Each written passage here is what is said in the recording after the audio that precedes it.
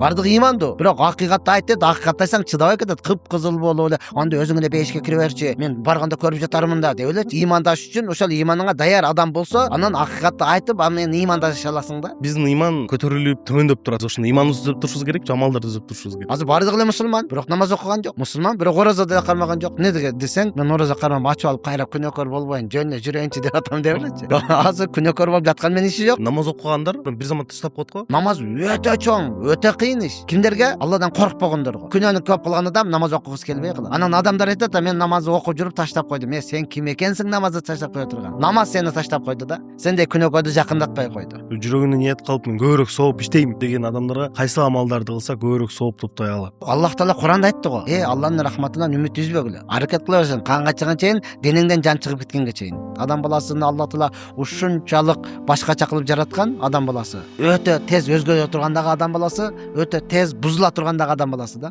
Мынчалык өзгөрө турган эч нерсе жок. Ошондон мына Рамазан келди, алхамдулилlah. Өтө чоң мүмкүнчүлүк адам баласы өзгөргөнгө. Allahu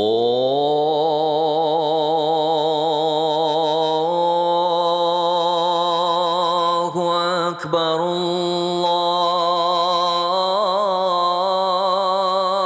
akbar. Саламатсыздар урматтуу катталуучуларыбыз, биздин жаңы чыгарылышыбызга кош келдиңиздер. Эгер тагыраак айтсак, ассалому алейкум. Баарыңарды ыйык Рамазан айы менен дагы бир жолу куттуктайм. Кармаган оразаңыздар кабыл болсун. Бизде бүгүн дагы иманды күчөтө турган, буюрса пайда алып келе турган подкасттардын бири болмокчу. Анткени бүгүн бизде конокто Бактиярдан болом. Менин жердешим, канча жылдан бери мен жок кезинде эле бар болгон устаздардын бири. Бактиярдан болом, кош келдиңиз. Ассалому алейкум. Ва алейкум ассалам, рахматуллахи баракату. Кушбак болуңуздар. Көргөнгө кубанычтамын. Кандайсыз? Бактиярдан болом Меккеде көп сүйлөшүп отуруп калдык эле. Ушу подкаст тартабыз деп, ошо ниет коюп койдук. Ниет ишке ашты да. Азыр ушу подкастта отурабыз. Алхамдулилlah, баягы жакшы ниет жарым ырыс дегенде, жакшы ниет эле кыла турган болсок, мына оразанын 3-күндө күндө эле Аллах Таала жолуктуруп, баштадык. Бисмилла. Мен дароо суроодан баштайын. Сөздөр барбы, биздин ыйман көтөрүлүп төмөндөп турат депчи. Анан бул чындаппы? Биринчи суроо. Экинчиден, чындап болсо биздин адамдарыбыз ошо амалдарды ыйманга жараша болобу? Биз ошону ыйманыбызды түзөп турушубуз керек, же амалдарды түзөп турушубуз керек? Баракелде, окусаң да окугандайдай суроо бересиң го, машалла. Ооба, бул акыйда маселеси болуп калат. Нафсил иман деген сөз бар да. Нафсил иман бул азайбайт дагы, көбөйбөйт дагы. Нафсил иман дегени ла илаха иллаллах Мухаммад расулуллах. Ашхаду ан ла илаха иллаллах ва ашхаду анна Мухаммад абдуху ва расулух. Күбөлүк беремин, бир Алладан башка сыйынууга татыктуу зат жок. Жана күбөлүк берем, Мухаммад анын элчиси, жана кулу. Болду, бул иман. Бул иман, бул азайбайт дагы, көбөйбөйт дагы. Бирок ушул имандын кубаты, күчү, бул азаят дагы, бул көбөйөт дагы. Кандайча болуп калат бул? Иманы күчтүү деп коебуз го. Иманы күчтүү, иманы алсыз экен депчи. Качан амал кылып, Куран окуп, баян айтып, угуп, адамдарга ошону жеткире отурмусаң, иманын күнүнөн күнгө күчөйө берет. Кубаты күчтүү боло баштайт. Анан келмен айтканмын, алхамдулилlah мусулманмын деп коюп путу тика көтөрүп жата турган болсоң, анда иманың алсырайт да. Намаз окугуң деле келбейт. Аты мусулман, бирок наракта Куранда окубайт, намазда окубайт, оразада кармабайт. Неге сен ниет бар деп коет да. Мунун иманы алсыз, муну имансыз деп айта албайбыз да. Азыр бардыгы эле мусулман. Алхамдулилlah, Кыргызстанда 96% мусулман, бирок намаз окуган жок.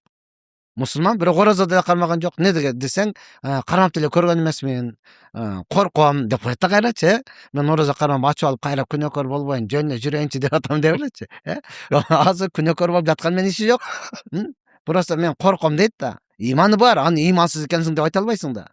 Имандуу мусулман. Бирок бүгүнкү күндө машалла азыр көрүп атабыз, Рамазан айы келди, ораза кармайт, намаз окубайт да.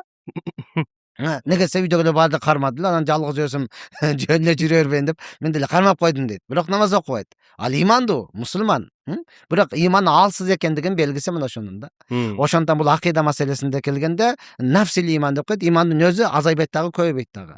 Кубаты албетте көбөйөт, амал кылсаң. Амал кылбасаң азаят. Ошон үчүн аны көбөйтүш үчүн сөзсүз амал кылыш керек, адамдарга дават айтыш керек, өзүң Куран окушуң керек, намазың окушуң керек, ораза кармашың керек, дуаны көбүрөөк кылышың керек. Мындан күчөйөбүз. Мен ошол намаз окуган адамдардын эмесинен отрицание жооп берип коеюн.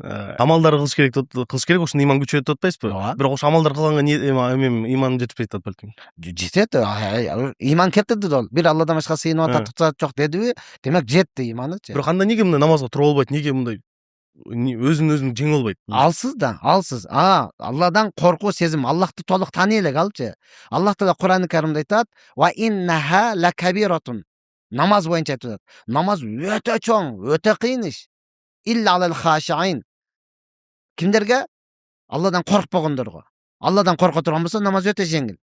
Ошол толук Аллахты таанып алгандыгы үчүн, Аллахтан толук коркуу сезим келбегендиги үчүн иманы бар, бирок ибадаты жок, амалы жок да. Эми кыргызча айтканда, намаз окушлук бул Алладан корккондорго өтө жеңил. Азыр пешинде окудук, сонун болду. Коркпогондорго өлүм да. Жүр намаз окуйбуз дегенден көрө бир фура жүк келди, түшүрүп койбойсуң, бул рас болбоду. Как раз бекер жатканмын, Бирөө да айтпа, мен өзүм эле түшүрүп коем депчи. Ал жүктү түшүш ал үчүн жеңил да. Намаз окуш өтө өлүм, өтө кыйын. Канчалаган адам мечитке жетип туруп жүр десең кирбеген адамдар бар да. Кой мен неме, кийин эле кирейинчи деп элечи. Кандайдыр бир күч аны киргизбей жатат да. Неге? Аллахтан коркпогондугу үчүн. Эгер Аллахтан коркуп, Аллах Тааланы чыныгы жаратуучун тааный турган болсо, анда бул ибадаттарды кылыш өтө жеңил. Ошондо хадисте айтылган сөз бар да: "Мен арифа нафсаху факат арифа раббаху." Ким өзүнө тааный турган болсо, анан Роббусун тааныйт. Өзүнө тааныбаса, ал Роббусун тааныбайт да. Ошондо мен көбүнчө баягы жерге барганда өзү жөнүндө көп айтам да. Аллах Субхана Таала адам баласы ушунчалык красавчик кылып жаратты, эсепсиз, сансыз белектерди берди. Аллах Таала Кур'анда айткан: "Эгер Аллахтын берген белегин эсептесең, эсебине жетпейсиң." Башыңыздагы чачыңызды эсептеп көрдүңүзбү? Бул Аллахтын өтө чоң берген белеги да. Өтө чоң берген белеги. Эгер башыңыздан чачың түшүп калса, өлдү да, аппак эле фантамассың. Эч жерде мынтип отура албайсың. Боптур, башыңга чоң экен. Эсептеп көрбөпсүң. 2 кашыгыңды эсептеп көрдүңбү? Кан бул сулуулук да. Аллахтын бетине аркысың, 2 кашыгың түшүп калат, сонда аппак эле жылансың да. Эч жерде бара албайсың, каяка болсо менен түшүрүп алып жүрөсүң, деп коюпчу. Көтөр десе, жок, мага ушул жагат. Келиндерге окшойт. Көтөрүп ал десе, жок, мен ушинтип көнүп калгам. Баласы көнүп калгансыңбы? Түшүңдүн сууктугун жашырып атасың да. Мына ушул карасаң, ата бабабыз айтат, 5 кол барабар эмес дейт. Ак ката барабар эмес. Мына не дейсиз? Бармак, Ушул эле жок болсо, сиздин атыңыз башка болот болчу да. Бар, кол жокту чакыр. Кайсы кол жок? Майып. Кайсы майып? Пистолет. Жөн сүйлөсөң, кайсы пистолет? Бармагы жок. Толтур ат менен чакырмак да. Чында эле бул жок болсо, майыпсың. Бул бирөө эмес, экөө болуп атпайбы? Боптур, булга чоң эң кичине мына чыпалак, ушул эле жок болсо, сен бактылуулукту шага коет болчусуң да. Кандай бактылуу анан чыпалак бар экен, бери келсең, неге анын чыпалагын койсоң, точно мен көрдүм. Көргөсөң, ал деле жөн көргөзө койбойт да. Мына деп элечи. Кое турсаң, жок, көзүң тиет, көргөзбөйт болчу. Ушунун өзүгө Алла Таала миллиондогон пайда койгон да. Азыр отурасыз, бир эле пайдасын айтат. Кулагыңызды кычышты, эмне кыласыз? Сразу ушинтип тыгасыз да. Эмне кылат? Бүттү, Бул жок болсо, муну тыккан батпайт да бул. Аллах азам, ар бири бир мүчөң да. Ошону эле билип, инсан тааный турган болсо, ошол заматта Аллах Таалага ибадат кыла баштайт да. Сен азыр ден соолугуңуз таза дагы башка эле проблеманы элестеп жүрөт да. Ята тигини бүтүрүш керек. Ята тиги жетпей жатат. Тияка барыш керек болчу. Неге? Ден соолугуң таптаза да. Эгер бир жериң оорусо, бүт бардыгына отказ кыласың да. Мындай болуп атат, десе, жөн койчу ошону, деп элечи. Кандай жөн койчу, ойлонбойсуңбу сен? Мен араң жүрөм, мага тийишпечи. Неге сен бир жериң ооруп, ошол жерден кармап жүрөсүң да?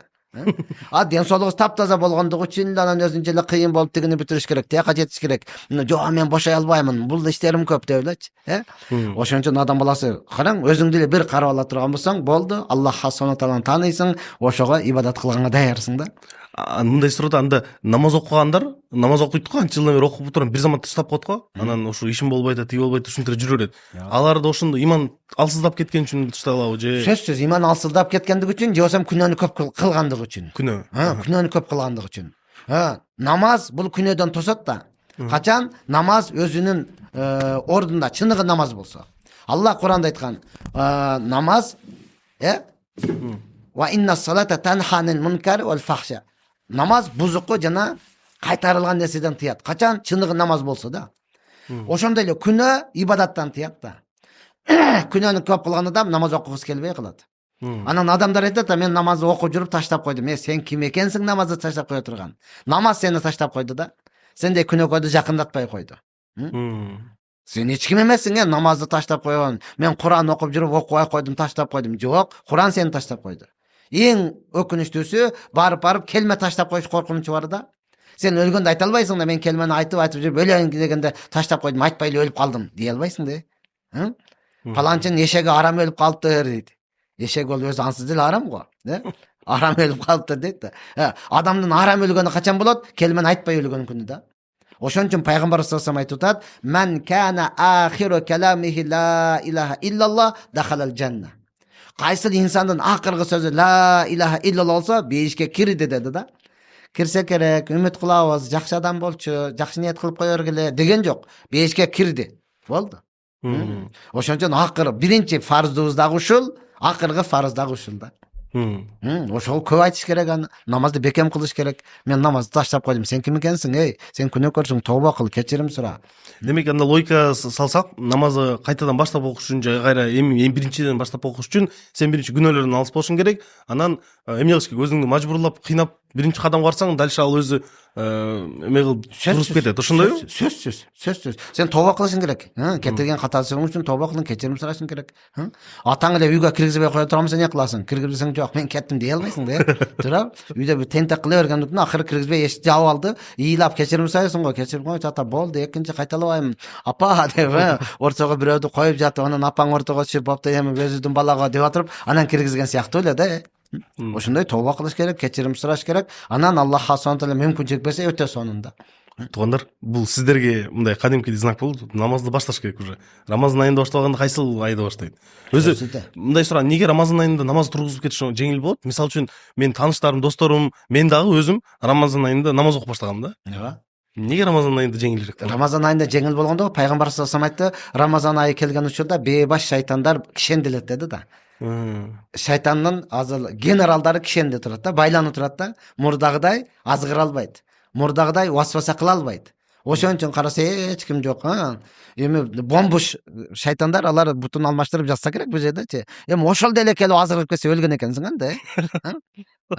Ошон үчүн бул Рамазан айында көпчүлүгү келиш оңой болот да. Себеби мурдагыдай шайтан жок. Шайтан азгырды дейинсе, алар кишенделип турат. Эми өзүң тирүү шайтансыңбы?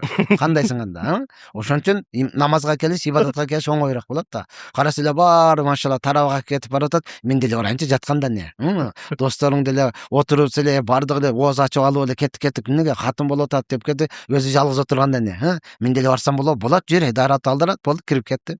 Ошол бойдон баштап кетиш оңой болот. Тукандар, баштагыла буйруса. Менде да бир суроо бар.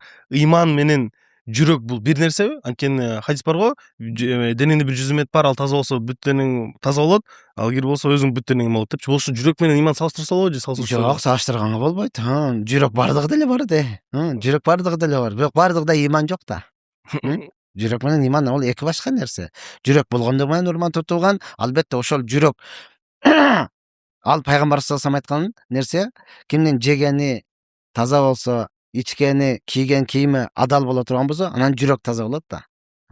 Азыр ыймандуулар толтура, бирок жүрөк начар, көрө албас, ичи тар, мыкыр, зыкым, ушундай эле алаңдап турат. Экөө эки башка нерсе, бири-бирине салыштырганга болбойт. Жүрөк ыйманга таасир этпейби? Же ыйман жүрөккө таасир этпейби? Ыйман жүрөккө таасир этет. Ыйман жүрөккө таасир этет. Жүрөк эч качан ыйманга таасир эте албайт. Ыйман жүрөккө таасир этет. Ыйман деген билип атасызбы? Ыйман деген Аллахтын жалгыз экендигине, пайгамбар саллаллаху алейхи ва саллям ошонун элчиси экендигине мен ишендим. Демек ишенгенден кийин ошону айткан кыл да сен.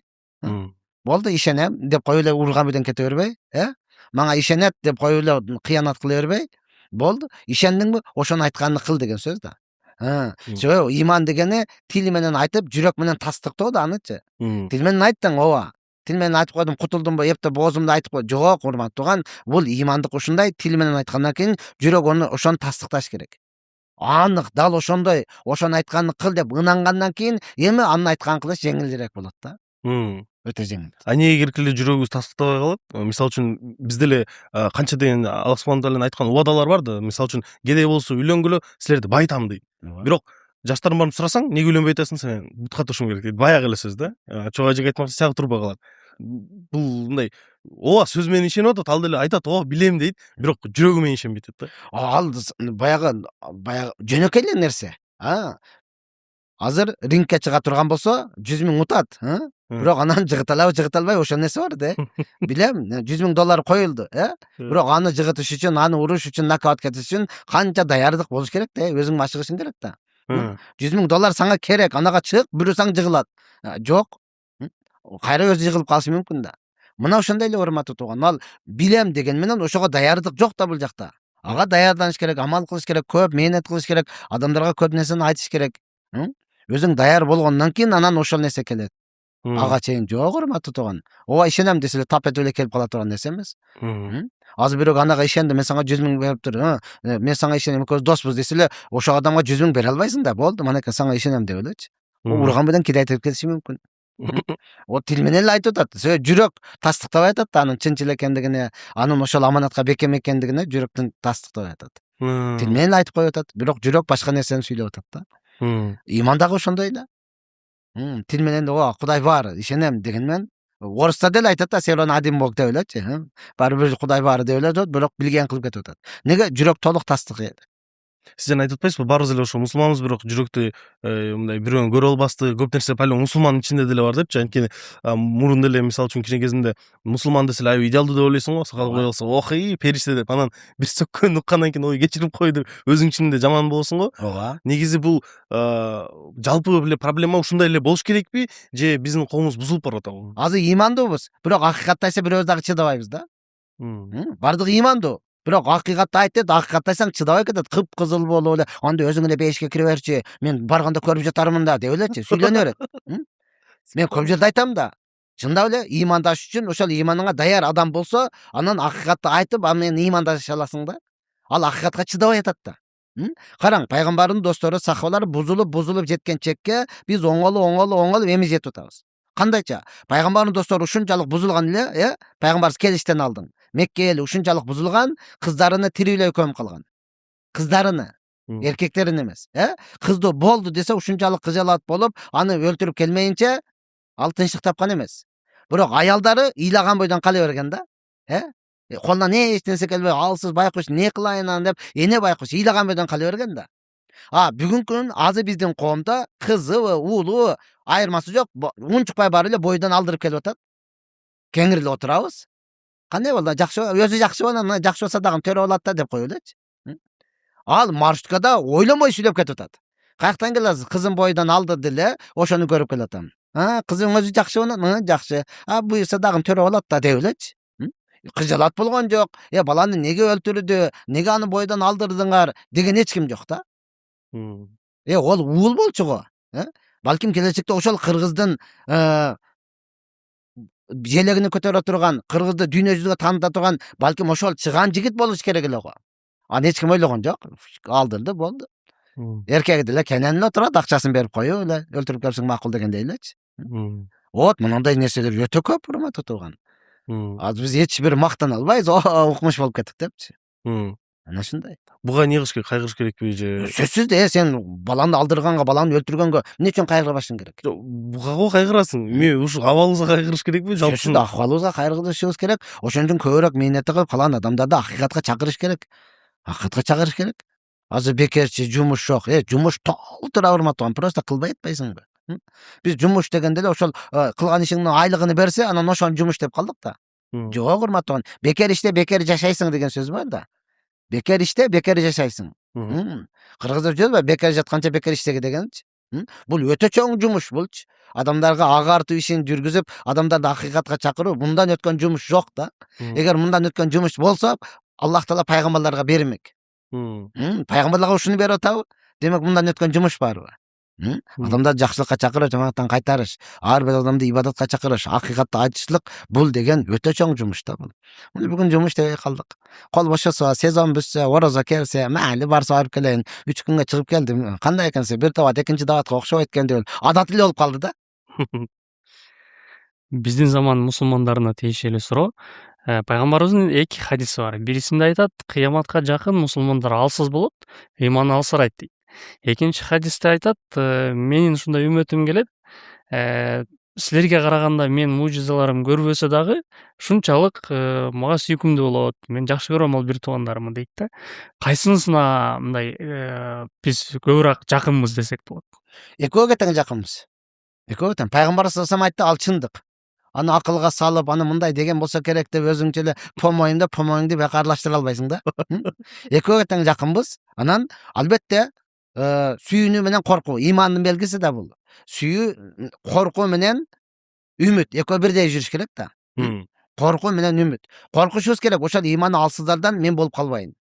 Сүйүнүш керек. Албетте мен пайгамбарыбызды көргөн жокмун, Куран түшкөнүн көргөн жокмун, сахабаларды көргөн жокмун, табийиндерди, табийиндерди көргөн жокмун. Келдик, ата бабабыз мусулман экен, мусулман болуш керек деди. Алхамдулилlah мусулман болуп калдым. Мен ошолордонмун деп сүйүнүч дагы болуш керек да. Экөө бирдей кетсе, андан кийин туура жолдо табабыз. Мен манал жактамын, баягы көрбөй туруп ишенгендердемин. Мен баары ушул жактамын. Ал ыйман алсыздар билген кылсын. Мен бияктан эмесмин деп бир жагына үмүт үзүп кое албайбыз да. Анткени азыр отурган баардыгыбыз алхамдулилlah мусулманбыз, бирок коркуу бар да, эртең кандай болуп калат дегенчи. Үмүт бар, алхамдулилlah ушул бойдон өтөмүн деген үмүт бар. Бирок коркуу дагы бар да, эртең бир нерсе болуп эле, бери кел десе барып туруп ушунун нары ыймансыз өтүп кетпейм дегенчи. Көчөдө бир адам маас жатат, дүпүл. Ага чечим чыгара албайбыз, ушинтип жатып өлөт деген болду бул дей албайбыз. Эртең эле ага ыйман келип, бизден дагы такып алып, балким бизге сабак берип калышлык мүмкүнчүлүгү бар да. Ошондон коркуу менен үмүт экөө тең. Пайгамбарыбыз айтты, экөө тең туппа туура. Экөөнү тең алып барып туура түшүнүшүбүз керек. Туура түшүнүшүбүз керек. Үмүт менен коркуу бирдей кетиш керек. Үмүт деп калдыңыз. Мисалы үчүн азыр деле биз көрүп аткандын арасында канчадан мусулман бир туугандарыбыз оорап калды болушу мүмкүн да. Үмүт үзүлөйүн дегенде элечи. Бул сөздөр да жүрөккө таасир этет да. Анткени пайгамбар саллаллаху алейхи эмеси бар го. Ибрахим баласы өтүп кеткенде ыйлайт го. Ыйлаганда келип сахабалар сурайт го, я Расул, сен ыйлайсың десе айтат го, көз ыйлайт экен, жүрөк кайгырат, бирок өтө оозунан Аллага жакпан сөздөр чыкпайт депчи. Ошол сыяктуу жүрөк аны абалдарда кантип эме кылса болот, куткарса болот же ушундай эле болуш керекпи? Жок, Аллах Таала Куранда айтты го. Ла тахнату мин рахматилла. Алланын рахматынан үмүт үзбөгүлө. Албетте, мээримдүүлүгү, Аллах субхана таала мээримдүүлүгү бул өтө чексиз да. Үмүт үзбеш керек. Албетте, аракет кыла берсең, канга чыган чейин, денеңден жан чыгып кеткенге чейин. Үмүтүн баары эле путта тика көтөрүп эле жатып эле чыт түкүрүп коюш андай эмес. Үмүт аракет менен, коркуу менен, умтулуу менен бирге болот да. Сөзсүз умтулуш керек, аракет кылыш керек. Ар бир нерсеге кыргызда жакшы сөз бар. Кыбыраган кырашат. Кыбыраган кыбырай берсең, андан кийин ашып кетесиң да. Ошондой. Могу аракет кылуу деп атпайсызбы? Мына мисалы үчүн бир проблема түштү дейли.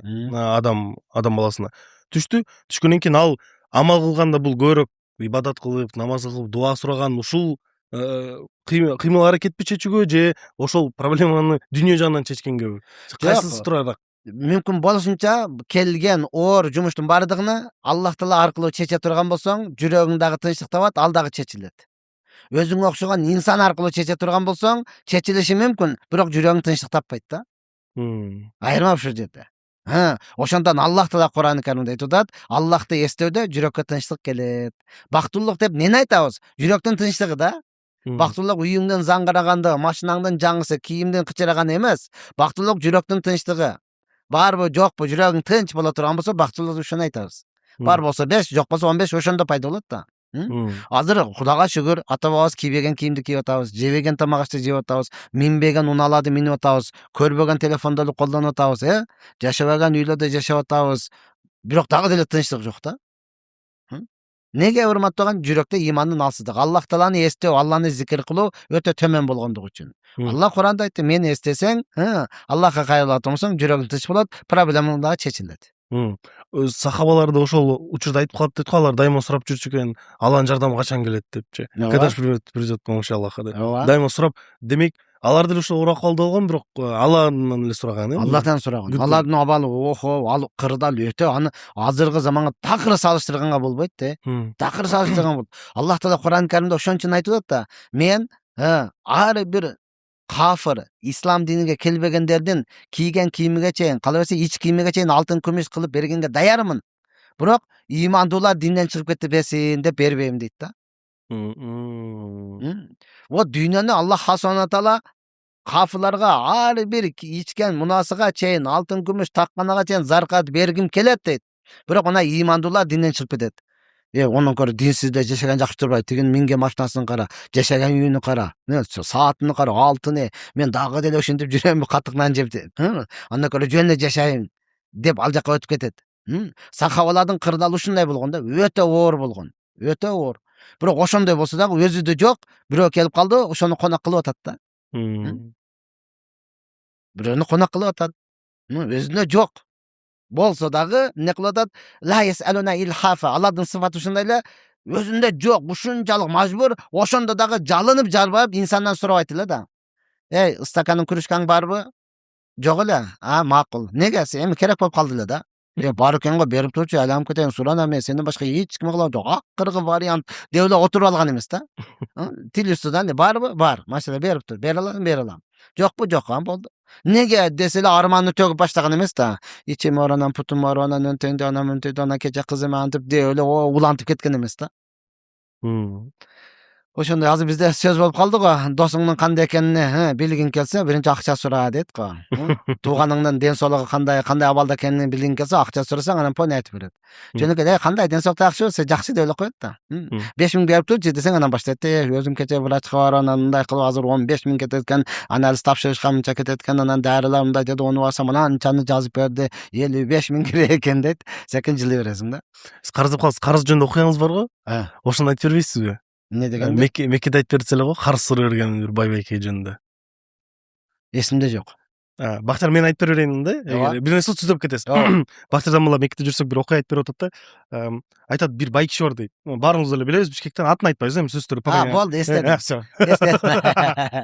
Машалла. Бүгүн алхамдулилlah көпчүлүк адамдар айтат да, карыз сурасаң бербей атат, бербей атат. Неге бербей атат? Ал бергенге даяр, байларда бар, жок эмес. Бергенге даяр, просто сага ишенбейт да. Просто сага ишенбейт. Ишенсе ал бергенге даяр. Мен ушундай бир таанышым бар, жеткен миллионер, бирок менден карыз сурайт да. 10.000 сом берип тура аласызбы, 5.000 сом берип тура аласызбы депчи. Бүгүн кечке эле. Карасаң 2-3 саат калды. Же болбосо эртең менен берем дейт.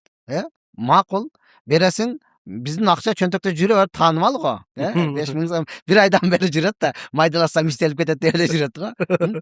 Карасаң эртең ошол акчаны алып келип берет. Башында таң калып жүрдүм, бул эмнеге экен депчи. Менден акча сурайт, кийин бергенде ошол эле акчаны берет да. Көрсө бунун айламалы ушундай экен. Башка бирөөлөр сурабачы үчүн менден сурап коет экен да алчы. Мына башка бирөө карыз берип туруңуз, акча керек болуп атат десе, кече Бактияр Дамыладан мен сурап алдым. Ошондон сурап көрбөйсүңбү дегенде эле наргы тынчыйт экен да. Өзү Бактияр Дамыладан сураган болсо депчи. Медреседе отурсак чалып калды. Дамыла каяктасыз? Медреседен 5000 берип турбайсызбы? Макул, берип турайын депчи. Анан доошун угуп туруп, мен көбүнчө громкодо сүйлөшөм да. Жанындагылар дейт, ошолбу? Ал медресеге жардам берип жүргөн адам да. Ошол сизден карыз сурайбы дейт. Айттым, кое тургула, кийин айтып берем депчи. Анан келип алып кетти, кечке эле кайра берет. Неге дейт? Бул айламалы эле. Менден азыр карыз алып атат. Башка бирөөлөр сураса, кече мен Бактияр Дамыладан 5000 алдым де. Өзүмө дагы керек болуп Бактияр Дамыладан сурадым деп коет экен. Алдаган жок да ал. Алдаган жок. Наргыга берейин десе, бизде сөз болуп калды, азыр колуң менен бересиң дагы, путуң менен барып аласың депчи. Барып жалыныш керек да, айланып кетейин, берип турчу, кийин дагы зарыл болгон кайра берем сага депчи. Ошон үчүн бербей атышат. Анан негизи өзү карызды кайтарып алуудан бул өтө чоң азап го. Бирөө карыз берип алып туруп эми карызымды как будто мындай кадимгидей жалынышың керек да, агачы, жумшак сүйлөп, катып айтпай. Катыбайсаң телефон өчүрүп коет. Жумшак, албалгыча сүйлөп турушуң керек, алгандан кийин эмне кылсаң өзүң билесиң да. Менде Рамазан айынын башындагы мындай талаш тартыш тууралуу суроо бар. Бирисинде көпчүлүк мусулмандар кыжалат болот. Эмнеге мусулмандар ушинтип фитна жаратып, ызылдашып, анан бирөөсү айды кара десе, бирөөсү мончо датада коюп койгон деп, мисалы үчүн кичине ызычы болбодубу? Бирок мен чубак ажынын дагы маселесин уккам. Мусулмандар ушинтип талашып тартышып атса, Рамазандын башталышы боюнча, бул жакшы нерсе. Демек бул үммөт тирүү экен. Мындай шариатка тиешелүү маселеде талаш тартыш болуп атканы бул жакшы нерсе деп айткан да. Ошонусунда кайсы жагына болуп кетебиз? Ихтилафул аимма рахматун деген үммөттүн өзү деги эле алымдардан талашып тартышуусу бул Аллахтын рахматы. Алланын рахматы. Бирок баары акыйкатты айтыш керек да. Пайгамбар саллаллаху алейхи айткан, айды көрүп ачкыла, айды көрүп оозуңарды жапкыла деген да. Ай эле көрүнгөн болсо болду. Ошол эле учурда анан бизде талашып тартышканда көпчүлүгү баягы көчөгөн аркасында диванда жаткандары да. Раматылык чобак ажы устазыбыз тирүү кезинде Рамазан айы 29 күн болуп калган. Ошо 30 күн болсо 31 августка туура келет экен. 29 күн болгондо ошондо бир күн алдың же кийин болот экен да 31 августтанчы. Ал айды көтүп ачты деген дагы не кылган? 29 күн болду деген дүйнө дүңгүрөйт да тим элечи. Укмуш, мына чубагыңар не кылып салды? Ушул убакка чейин ата баба 29 түн тутуп келген, 30 күн тутуп келген. Сен эле ушул келгенде 29 кылды. Сен 31 кыла турган болсо, неме 30 күн кыла турган болсо 31-августка келет. Бул деген деп эле ызы чуу да. Анан ушунчалык күйүп атат окшойт да. Анан сиз канча күн кармадыңыз эле? Десем, мен го өзү орозо кармабайм дейт го. Ошо эң эле аянычтуусу ушул да. Орозо кармабайт, иши деле жок. Ай көрүндү неге кармабайсыңар деп урушат да. Кармаган эмес, мен кармабайм дейт да. Анан неге 30 күн силер кармабайсыңар? Сага баары бир эмеспи деген келет да. Анан чынында эле урматтуу турган аалым, уламалардын бул талаштыгы бул Аллахтын рахматы.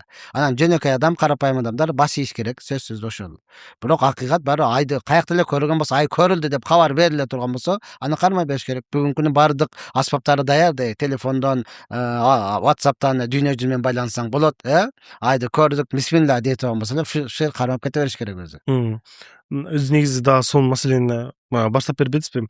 Негизинен биздин ошол карындаштарыбыз, эжелерибиз оронгон болсо, аларды оронбогондор бир нерсе сүйлөп, буну сага мындай кылса болот, тинтсе болбойт. Сакалчан бир узун байкебизди көрсөк, көчөдө атып барып бир нерсе тура эмес кылып койсо, сен сакалың бар, не кылып атасың дейт. Өзүң карасаң, өзүнүн эчтекеси жок да.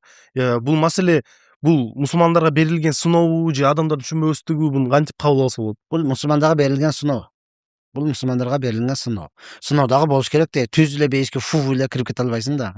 Пайгамбардын өзүгө канча оор сыноо берилип атат да. Пайгамбарыбызды жинди деди, ырчысың деди, бакшысың деди, көз ачык деди, жетим деди. Бардыгына туруштук бергенден кийин акыры өлтүрөбүз деди да.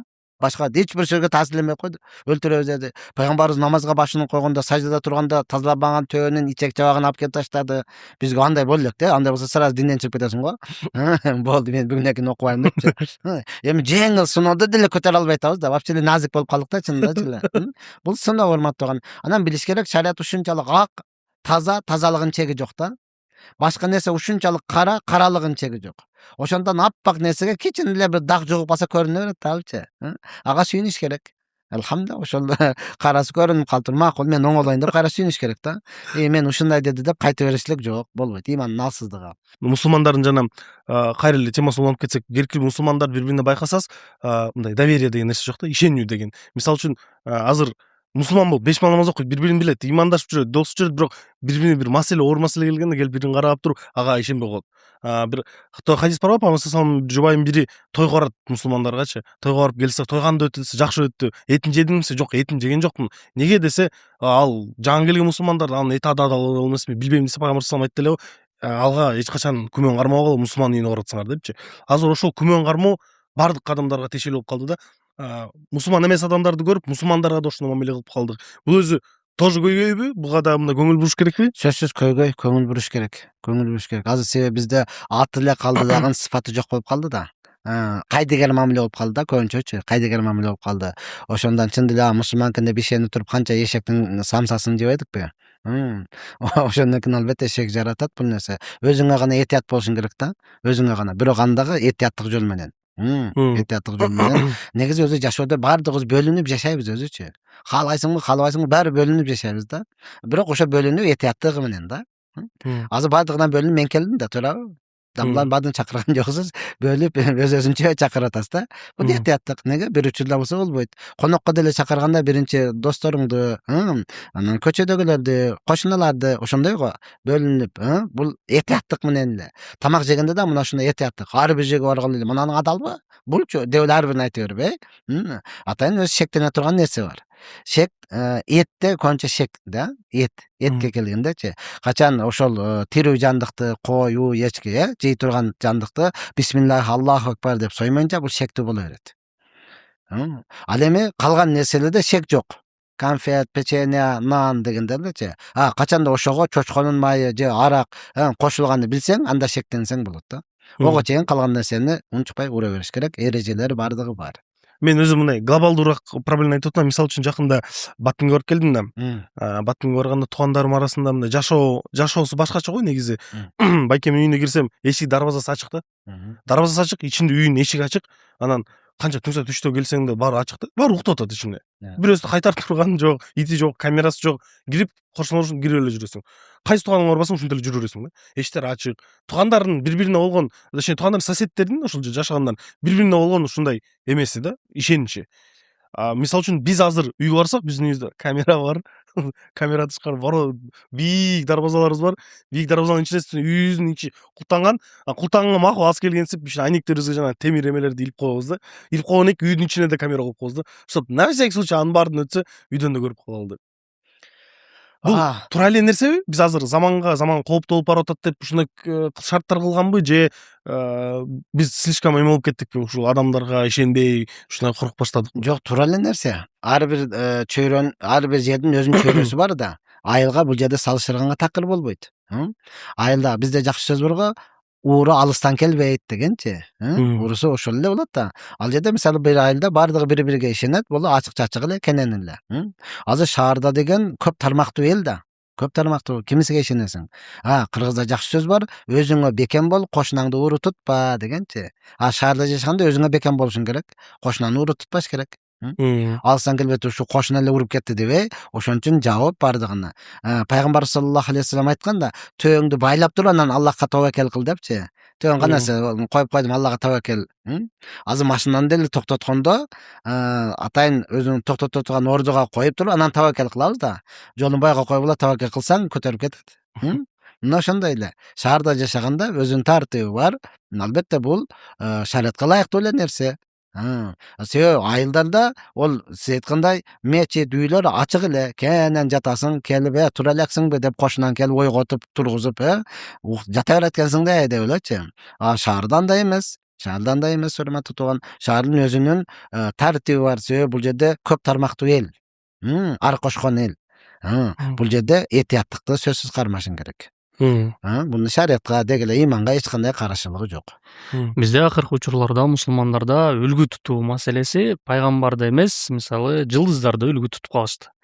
Анан ошол эле кезде жылдыздардын кээ бирлери жолугун кийип, кайра чечип салса же сакалын коюп туруп кайра алып салса, мындай кадимкидей кыжаалатчылык пайда болуп, аны комментарий жазып, обсуждать этиштин кажети барбы же ошону үлгү тутуш кажети барбы?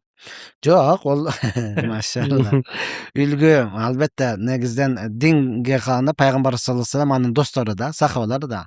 Албетте калган инсанияттын жакшы жагын алсаңыз болот, жаман жагын жок. Унчукпай эле коюш керек да. Жаман жагын, жакшы жагын ар бир жагын алса болот. Сөз кайга кетти, ал баардыгыбыз көрүп турабыз го, биз заманда жашап атабыз, урматтуу тууган. Анан жылдыз дегенде эле биздикилер баягы эмне болуп калды? Жылдыз деле бир кандай десем, коррупция сыяктуу эле болуп калды да. Өзүчү жылдыз болуш үчүн ал адам бизге акыйкатты көрсөтө турган адам болуш керек. Эмненин негизинде? Куран хадистин негизинде. Ал өзү Куран хадистин негизин таппай атат, анан жалпы эл эле таанып калды. Кайсы менен? Ушул ыры менен, ушул сөзү менен элечи. Аны биз жылдыз деп айта албайбыз да эч качанчы. Аны биз эч качан жылдыз деп айта албайбыз. Жылдыз болуш үчүн жалпы жерде бардык адамдарга көрүнүп туруш керек. Асмандагы жылдыз ким караса бардыгы бирдей көрүнөт го. Ошондой көрүнүп, акыйкатты бизге жолду көрсөтө турган болсо, ошону жылдыз деп айта алабыз. Албетте пайгамбарыбыз анын достору менен ошондой. Калган адамдардын ошо жакшы жагын алсаңыз болот, жаман жагын карасаңыз, анда динден өзүңүз чыгып кетиш коркунучуңуз бар да.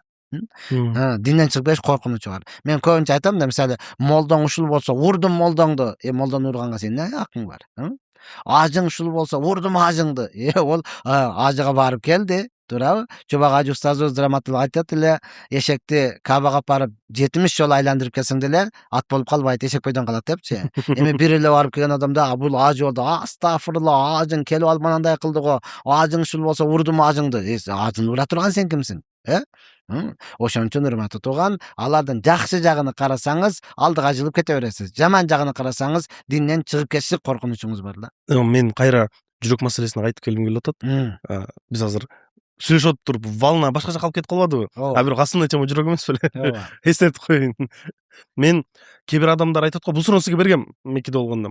Кээ бир айтат го, мен атам өтүп кеткенде мен иле болбой койдум, апам өтүп кеткенде мен иле болбой койдум. Анан негизи мен деле мисалы үчүн жакында ошондо Рауда кирип калбадымбы? Рауда кирип калып, пайгамбар саллаллаху алейхи учурашман Рауда кирсем, баары ыйлап атат да. Ортосунда турам да, негедир ортосуна түшүп калыптым. Алдымда бирөө өкүрүп ыйлап атат, сол жактагысы ыйлап атат, оң жактагысы ыйлап атат. Анан ойлодум да, артты текшерип көрөйүн деп. Артты карасам, артта да ыйлап атат да. Мен ыйлап албай койдум да. Анан өзүмдү кыйнап коем да бир учурда. Эми ыйлаш керек окшойт бул жерде деп коем. Ыйлайын десем көз жаш чыкпайт да. Ыйлап албайдым эч кимдей. Анан ойлоп коем да, менин жүрөгүм таш болуп калдыбы деп. Керки адамдар ушул нерсени кыжалат болот да. Мен ыйлоо бул өзү ушул жерде мындай ыйлаш керекпи негизи? Же ыйлабаган деле турабы? Ошону такташ. Ооба, пайгамбар саллаллаху алейхи вассалам Аллах Тааладан силер ыйлап сурагыла, ыйлай албасаңар өзүңөрдү ыйлаганга окшоштургула депчи. Албетте ыйлаш керек. Анан көздөн жаш чыкпаслык бул жүрөктүн каттуулугунан, жүрөктүн каттуулугу күнөөнүн көптүгүдөн, күнөөнүн көптүгү өлүмдү унуткандыктан, өлүмдү унутуу дүйнөнү жакшы көргөндүктөн, дүйнөнү жакшы көрүү үмүттүн өтө узун болгондугунан.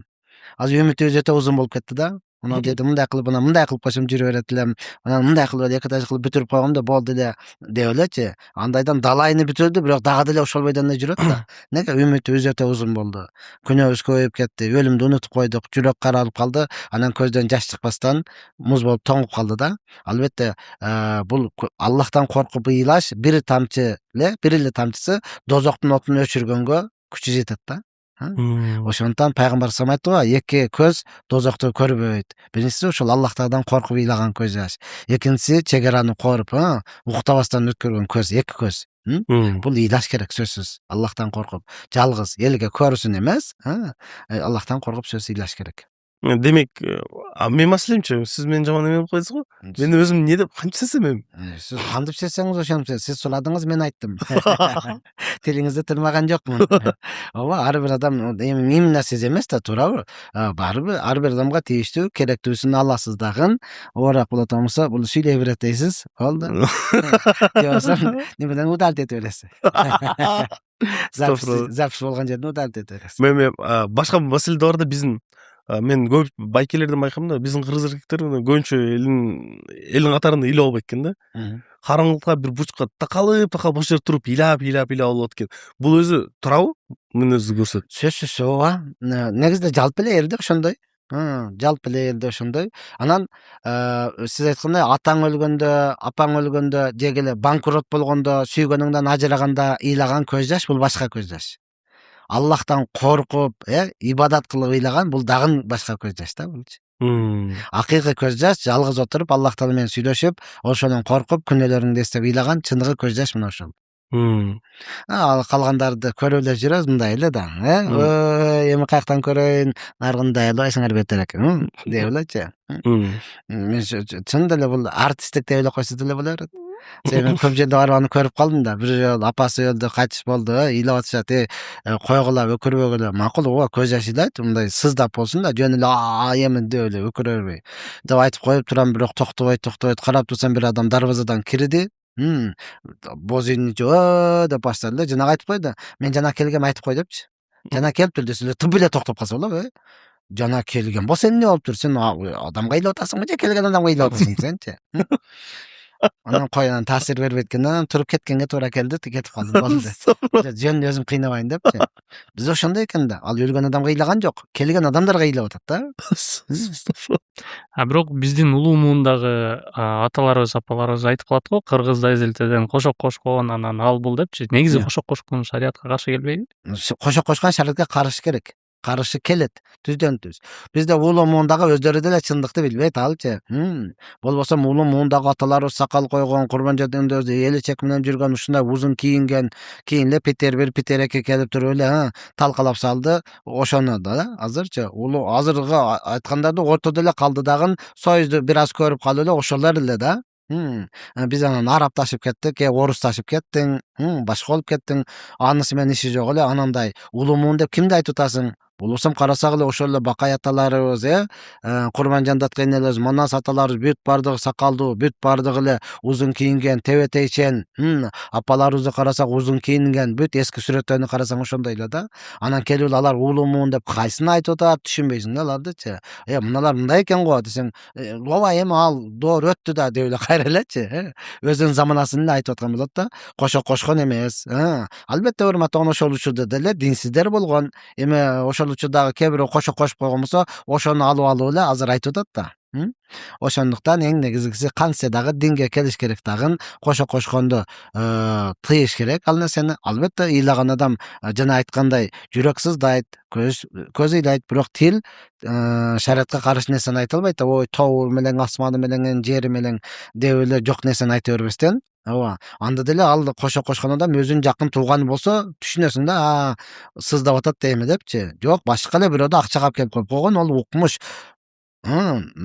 Өткөндө Эшмәткә дагы келип туруп эле ботко гүлгө деле ошону кошокту кошуп атат да, атын эле алмаштырып койгон. Аны өзүнүн жакын тууганы болсо, баласы, кызы болсо, айлана байкуш жалгыз бала экен деп бир аз түшүнөйүн десең болот да. Башка эле бир артист алып келип койгон, ошол кошо кошуп атат, бүткөндөн кийин эсептешип акчаны бер. Мен мынанча саат кылдым. Анын эмнеси керек аны? Мен көз жаш боюнча улантып келип атат өзүм. Научный исследованиялар дейбизби, көп психологдор да айтып калат, мен дүйнө жагынан айтып атам да. Сезимталдык ар бир адамга ар кандай берилген депчи. Мисалы үчүн дайыма досторубуздун арабызда жүргөндө деле билебиз го, бир досубуз өтө мындай таасирленип бир нерсе көрсө аябай таасирленип, деле кетип калат. Бирөөсү болсо эчтеке таасирленбейт, таштай эле турат. Ушундай анан ушул сезимталдык акырынан ушул көз жаш ыйлаганга таасир этеби, же сезимталдык алмашып турабы, же ал жараткан бизге ар кимге ар кандай сезимталдык бердиби? Же сезимталдык нерсе бул өзү ушундай алмашып турат турган нерсе? Алмаша турган нерсе. Сезимталдык алмаша турган нерсе. Башында мисалы мен деле жаназага барды дегенче өзүмдү токтото алчу эмесмин да. Жаназага барды дегенде эле эртең мен деле ошондой депчи. Барды өзүмдү токтото алчу эмесмин. Кийин анан өзүм имам болуп өзүң карма бир аз, сен деле эртең өлөсүң. Сен азыр мынтип көз жашың төгүп эле турсаң, аяктагылар эмне болот? Өзүңдү кармагандан кийин бир аз токтото билгенден кийин гана андан кийин куду башка бирөөлөргө куду мерездей көрүнөсүң. Эч нерсе болбойт, баардыгыбыз өлөбүз. Тынчтын, кыйкырба, бакырба, өзүңдү карма. Сенин атаң өлүп аттыбы эле, сенин эниң өлүп аттыбы эле. Болуп бейиште көрөбүз, бейиште жулга түшүнү кара жаркырап турат. Сен эми ушуну кайра карартайын дейсиңби? Болду, өзүңдү карма деп андан туруктуу кылып койсоң дагы өзүң наракка барып каалаганча ыйлап келесиң да. Алмашат, сезимталдык алмашат. Азыркыга чейин ушинтип турасызбы? Ооба. Алмаша турган нерсе. Мисалы кээде ошондой да, мен үйдө эң кичинесимин. Атам кайтыш болду, энем кайтыш болду, бир тууган агам кайтыш болду. Анан мен эң кичинесимин, бирок имаммын. Эми мен деле нөшөрлүк боло турган болсом, наркылар каяка барат? Алар вообще өзүн жоготуп койбойбу? Анан ошол учурда белди байлаганга туура келет. Белди бекем байлап туруп, болду, унчуп кал. Карма. Куранды карма колуңа. Теспени карма, тарт мынаны. Неге ыйлап атасың? Түбөлүк ажыраган жоксуң го. Болду, бейиште жолугабыз. Өзүң карма десең, ушундай экен деп кармап турат. Аны сооротуп коесуң да, өзүң наракка барып туруп, болушунча өкүрүп ыйлап алсаң, озондо ыйлап алсаң, өкүр десе дагы не айтат анан, өкүрбө дедилер депчи, өзүңчө жалгыз барасың дагы, бүтүндөй бугуңду чыгарып аласың, жеңил болуп каласың, кайра келесиң. Ушу байланыштуу суроо бергим келип атат. Сиздин жашооңузда эң оор сыноо кайсы болду эле? Бул мындай жеке суроо болуп калат экен, бирок таасирдүү го бизге. Негизден мен ортомчу агам болчу, Арыпбай деп, Арыпбай. Экөөбүз окшош болчук. Ал аскерге кеткенде мен аны кийимдерин кийип алсам, энем деле билбей калчу. Балам келдиңби деп элечи. Сенсиңби деп эле кайра. Анан тең туштар деле анын. Экөөбүз окшош болчу, экөөбүздүн мамилебиз да бир туугандын арасында да ар кандай го. Ушунчалык жакшы болчу. Анан ал деле мага окшошто дагы мен досторумдун ашыташын эле деле Бактыяр деп кала берчү анычы. Бир күн чуркап келип калды, дагы велосипед, айылда ошондойго. Велосипедти бар, мынаны Токтогай досуңа апарып бер. Үйдө жок экен, Айшенеңден сурап кеттим дедим да. Айшене велосипед берди. Макул, Бактыяр алып бер. Чай ичип кетпейсиңби? Азыр велосипед алып келгенде чай ичем дедим. Даярдап койгуң деп кетип калганмын деди. Сен бар дагы кирип чайын ичип, жакшы барып келдим деп айтып кой. Уят болуп калбайлы деди да. Ал ушунчалык деңгээлде окшоштугубуз бар эле да. Анан тойдо жүрөбүз, досум экөөбүз чуркап анан мен бир жакка кетип калдым эле. Ал тиякта турса, досум барып эле ошону сөгө берипти. Энең дагы кытышып жөнөп турбайсың деп элечи. Анан бизде аяшаба деп коет го. Не болду аяшка? Кечирасыз аяшаба, сиз биле мен Бактыяр экен деппин депчи. Ошол агам кайтыш болгондо чын деле өтө каттуу удар болду. Анан чын деле ал бардыгыбыз үчүн ушунчалык жакшы адам эле да. Үй бүлөдө бардыгыбыз өзгөчө болчу, алчы. Туугандар үчүн деле өзгөчө болчу. Анан чын деле мен анан өзүмдү кармап бул жака келип, сабактарды берип, баяндарды берип, элге айтып өзүмдү кармап кеттим. Бирок бир туугандар чынын айтканда баягы стресске кирип кеттим да. Анан энем айтып калды, аналарың болбой калды, чото бир карабасаң болбойт депчи. Анан Бишкектен барган бойдон бардым дагы, аларды машинага жүктөп алып, степага машинама алып келип, Бишкекте анан бир катар алып жүрүп, аларды стресстен чыгарып, бир аз ибадатка салганга мүмкүнчүлүк болду да. Мага чын деле ошол катуу болду. Ата энем деле чын деле анчалык болгон эмесмин. Бирок ошо бир тууганыбызды жоготконубузда баягы кокустук болду дейбизби? Чын деле ооруп жүргөн айткан эмес да. Айткан эмес, айылда да. Анан жеңем чалып калды. Чото Авдесте дейбиз го, таарат көтөргөн кумган. Ошондо эле көтөрө албай калды деди да. Коюңчу десем ошондой деди. Сразу самолетко билетти алдым. Чалдым, билет алып койдум, самолеттон учуп келиңиз депчи. Келсе чынында эле өтө оор абал болуп калган экен да. Биз кечигип карап калыппыз, бирок баары ажал да эми инсан. Мына ошентип анан бул жакта больницада каза болуп калды. Больницадан аны алып чыгып айылга алып кеттим да. Мына ошо жеткенче өзүм алып кеттим да жанымда. Жеткенче эми сыздап бир аз неме болду. Сыноо ошол болду да, ооракчы. Жашооңуз деңизсиң. Ооба. Жараткан мана ошо сыноо эле койсун. Амин, амин. Ооба, калган сыноолор эми баягы инсандын башында боло турган нерселер да аларчы. Өзү мен кирги жерден комментарийлерди окуп калгам да. Окуп калганда сиздин видеолоруңуздун астында чана дайыма жазып кетет да. О, Бакшар Дамбала эң эркек Дамбала дейт да. Эңдей бир нерсе болсо эч качан кайгырбайт, күлбөйт. Мисалы үчүн бул суроолор көп адамдар көрүп коебуз, берсе мындай ыйлап кетет же башкача айтып сиз күлүп айтып атасыз да. Өзү негизи бул тоже күчпү? Оорго күлүп тоскон же бул мусулман ушундай болуш керекпи? Же бул адамдын эмеси ушундайбы? Жок, акындардын сөзү бар да. Күлүп жүрсөм сен бактылуу дебегин, мен кайгыны күлкү менен жеңемин депчи. Ооба. Кайгыларды албетте күлкү менен неме кылып койсоң, тышкы көрүнүшү ошол да. Мен адамдарга көп айтам да. Азыр бир жакшы нерсени айтса, күлөсүң да. Мисалы мына ушул анекдот көп айтам. 3 адам отуруп алып, сөздөн сөз чыккандан кийин үчөө талашып калыптыр. Дүйнөдө эмне күлүк дегенчи? Бири профессор. Неме? Философ бирөөсүчү, философ. Экинчиси электрик, светти караган. Үчүнчүсү врач, жөнөкөй адамдар эмес. Отуруп алып, сөздөн сөз чыгып туруп, дүйнөдө эмне күлүк деген талаш болуп калыптыр да. Дүйнөдө эмне күлүк? Иә. Билбейт. Ой күлүк деп, дүйнөдө ой. Философ ошону айтып атканда, дүйнөдө эң күлүк ой. Кана мына оюң менен аны бүтүрдүң, муну бүтүрдүң. Электр күлөт экенде, коче, чоң эле адамсың. Мындай жаш баланын оюну. Дүйнөдө эң күлүгү свет күлүк. Мына бассаң өчөт, бассаң эле күйөт. Мага десе паланча километрге барыптыр. Эң күлүгү свет. Десе врач деле өзүнүкүн бергиси келбейт экен. Жок, дүйнөдө эң күлүгү ичип өткөн адам күлүк дейт экен да. Ичип өткөндө ол ой, свет бет кызыктырбайт, урган бойдон кетесиң депчи. Азыр ушуну айттым, күлдүңүз да. Ушуну эки жолу кайталасам, жылмайып эле коебуз, Үчүнчү жолу кайталасам, уже крышадан кетти дейсиз да. Кассета чайнап калды дейсиң да. Жакшы сөз айтсаң адам баласы. Бир жолу айт угат, эки жолу мындай эле, үчүнчү жолу уккусу келбейт да. Үчүнчү жолдо уже уккусу келбейт да. Эми сенин проблемаңды, сенин кайгыңды ким уккусу келет, Сенин кайгың, ол өзү араң жүрсө, Ана сенин проблемаң, сенин кайгың ким уккусу келе турат турган. Ошондон аларды айтышты, нерсе кажаты деле жок, ооба. Албетте сурап калдыңыз, сөз арасында кетип калды. Булар ошол жапты ойдон кете бере турган нерсе да. Сиз эми айтып атасыз, сен бул канча жылдан бери балким практика, бирок баары деле дароо андай болуп кете албайт да. Сөзсүз болуп кете албайт. Бирок адам баласы, мен болуп кете албайм да, мен калдым да, мен ушундай да, биз эми ушинтип калдык да дебей, адам баласы адам болгондон кийин машалла умтулуш керек да, ар бир нерсегечи. Аракет кыла бере турган болсо, атайын ушул бизден кийингилерге гана, эми чоңдорго эч нерсе дей албайбыз да. Кийингилерге гана кичине сабак болсун деп эле атайын ошон үчүн келип, убакыт бөлүп ушул жерде турабыз го. Баарыбызга жараткан ушул күлүп көйгөйлөрдү жеңгенге насип этсин. Амин. Мындай Рамазан айында как раз өзүң тренировка кыласың да, баарына тыйганга, как раз ушу күлүп, канча курсаң ачып, суу сабап отурбасаң да күлүп күтүп тосуп турган, ол ифтар кылып койгонго. Анан мен бир жерден угуп калдым, Куранда оорулуу жүрөк деген термин бар экен депчи. Ушундай чынбы? Оорулуу жүрөк деген термин. Фи кулубихим зайгун. Алардын жүрөктөрүндө ооба, оорукчан ооба бар. Бул кантип түшүнсөк болот? Оорулуу жүрөк деген. Оорулуу жүрөк дегени жүрөгүндө бир кыйшыктык, оорулуу бар. Ошондон миң акыйкатты айтсаң дагы ичиден кыйшыгын таап тура берет да. Миң акыкатты аны көрсөтүп койсоң деле, эми ушинтип неме кылып болуп калды да деп элечи. Булар ошол Курандан кемчилик издеген, динден кемчилик, акыйкаттан кемчилик издеген адамдар, оорулуу жүрөк. Булар оорулуу жүрөкмүн төрөлөбү же ошондой болуп калышы мүмкүнбү? Ошондой болуп калган, төрөлбөйт. Аллахтан тарбиялаганда ошондой тарбия көрүп калган да. Тарбияганда ошондой тарбия көрүп калган. Анан бул ошол кичинесиден адал жеген эмес.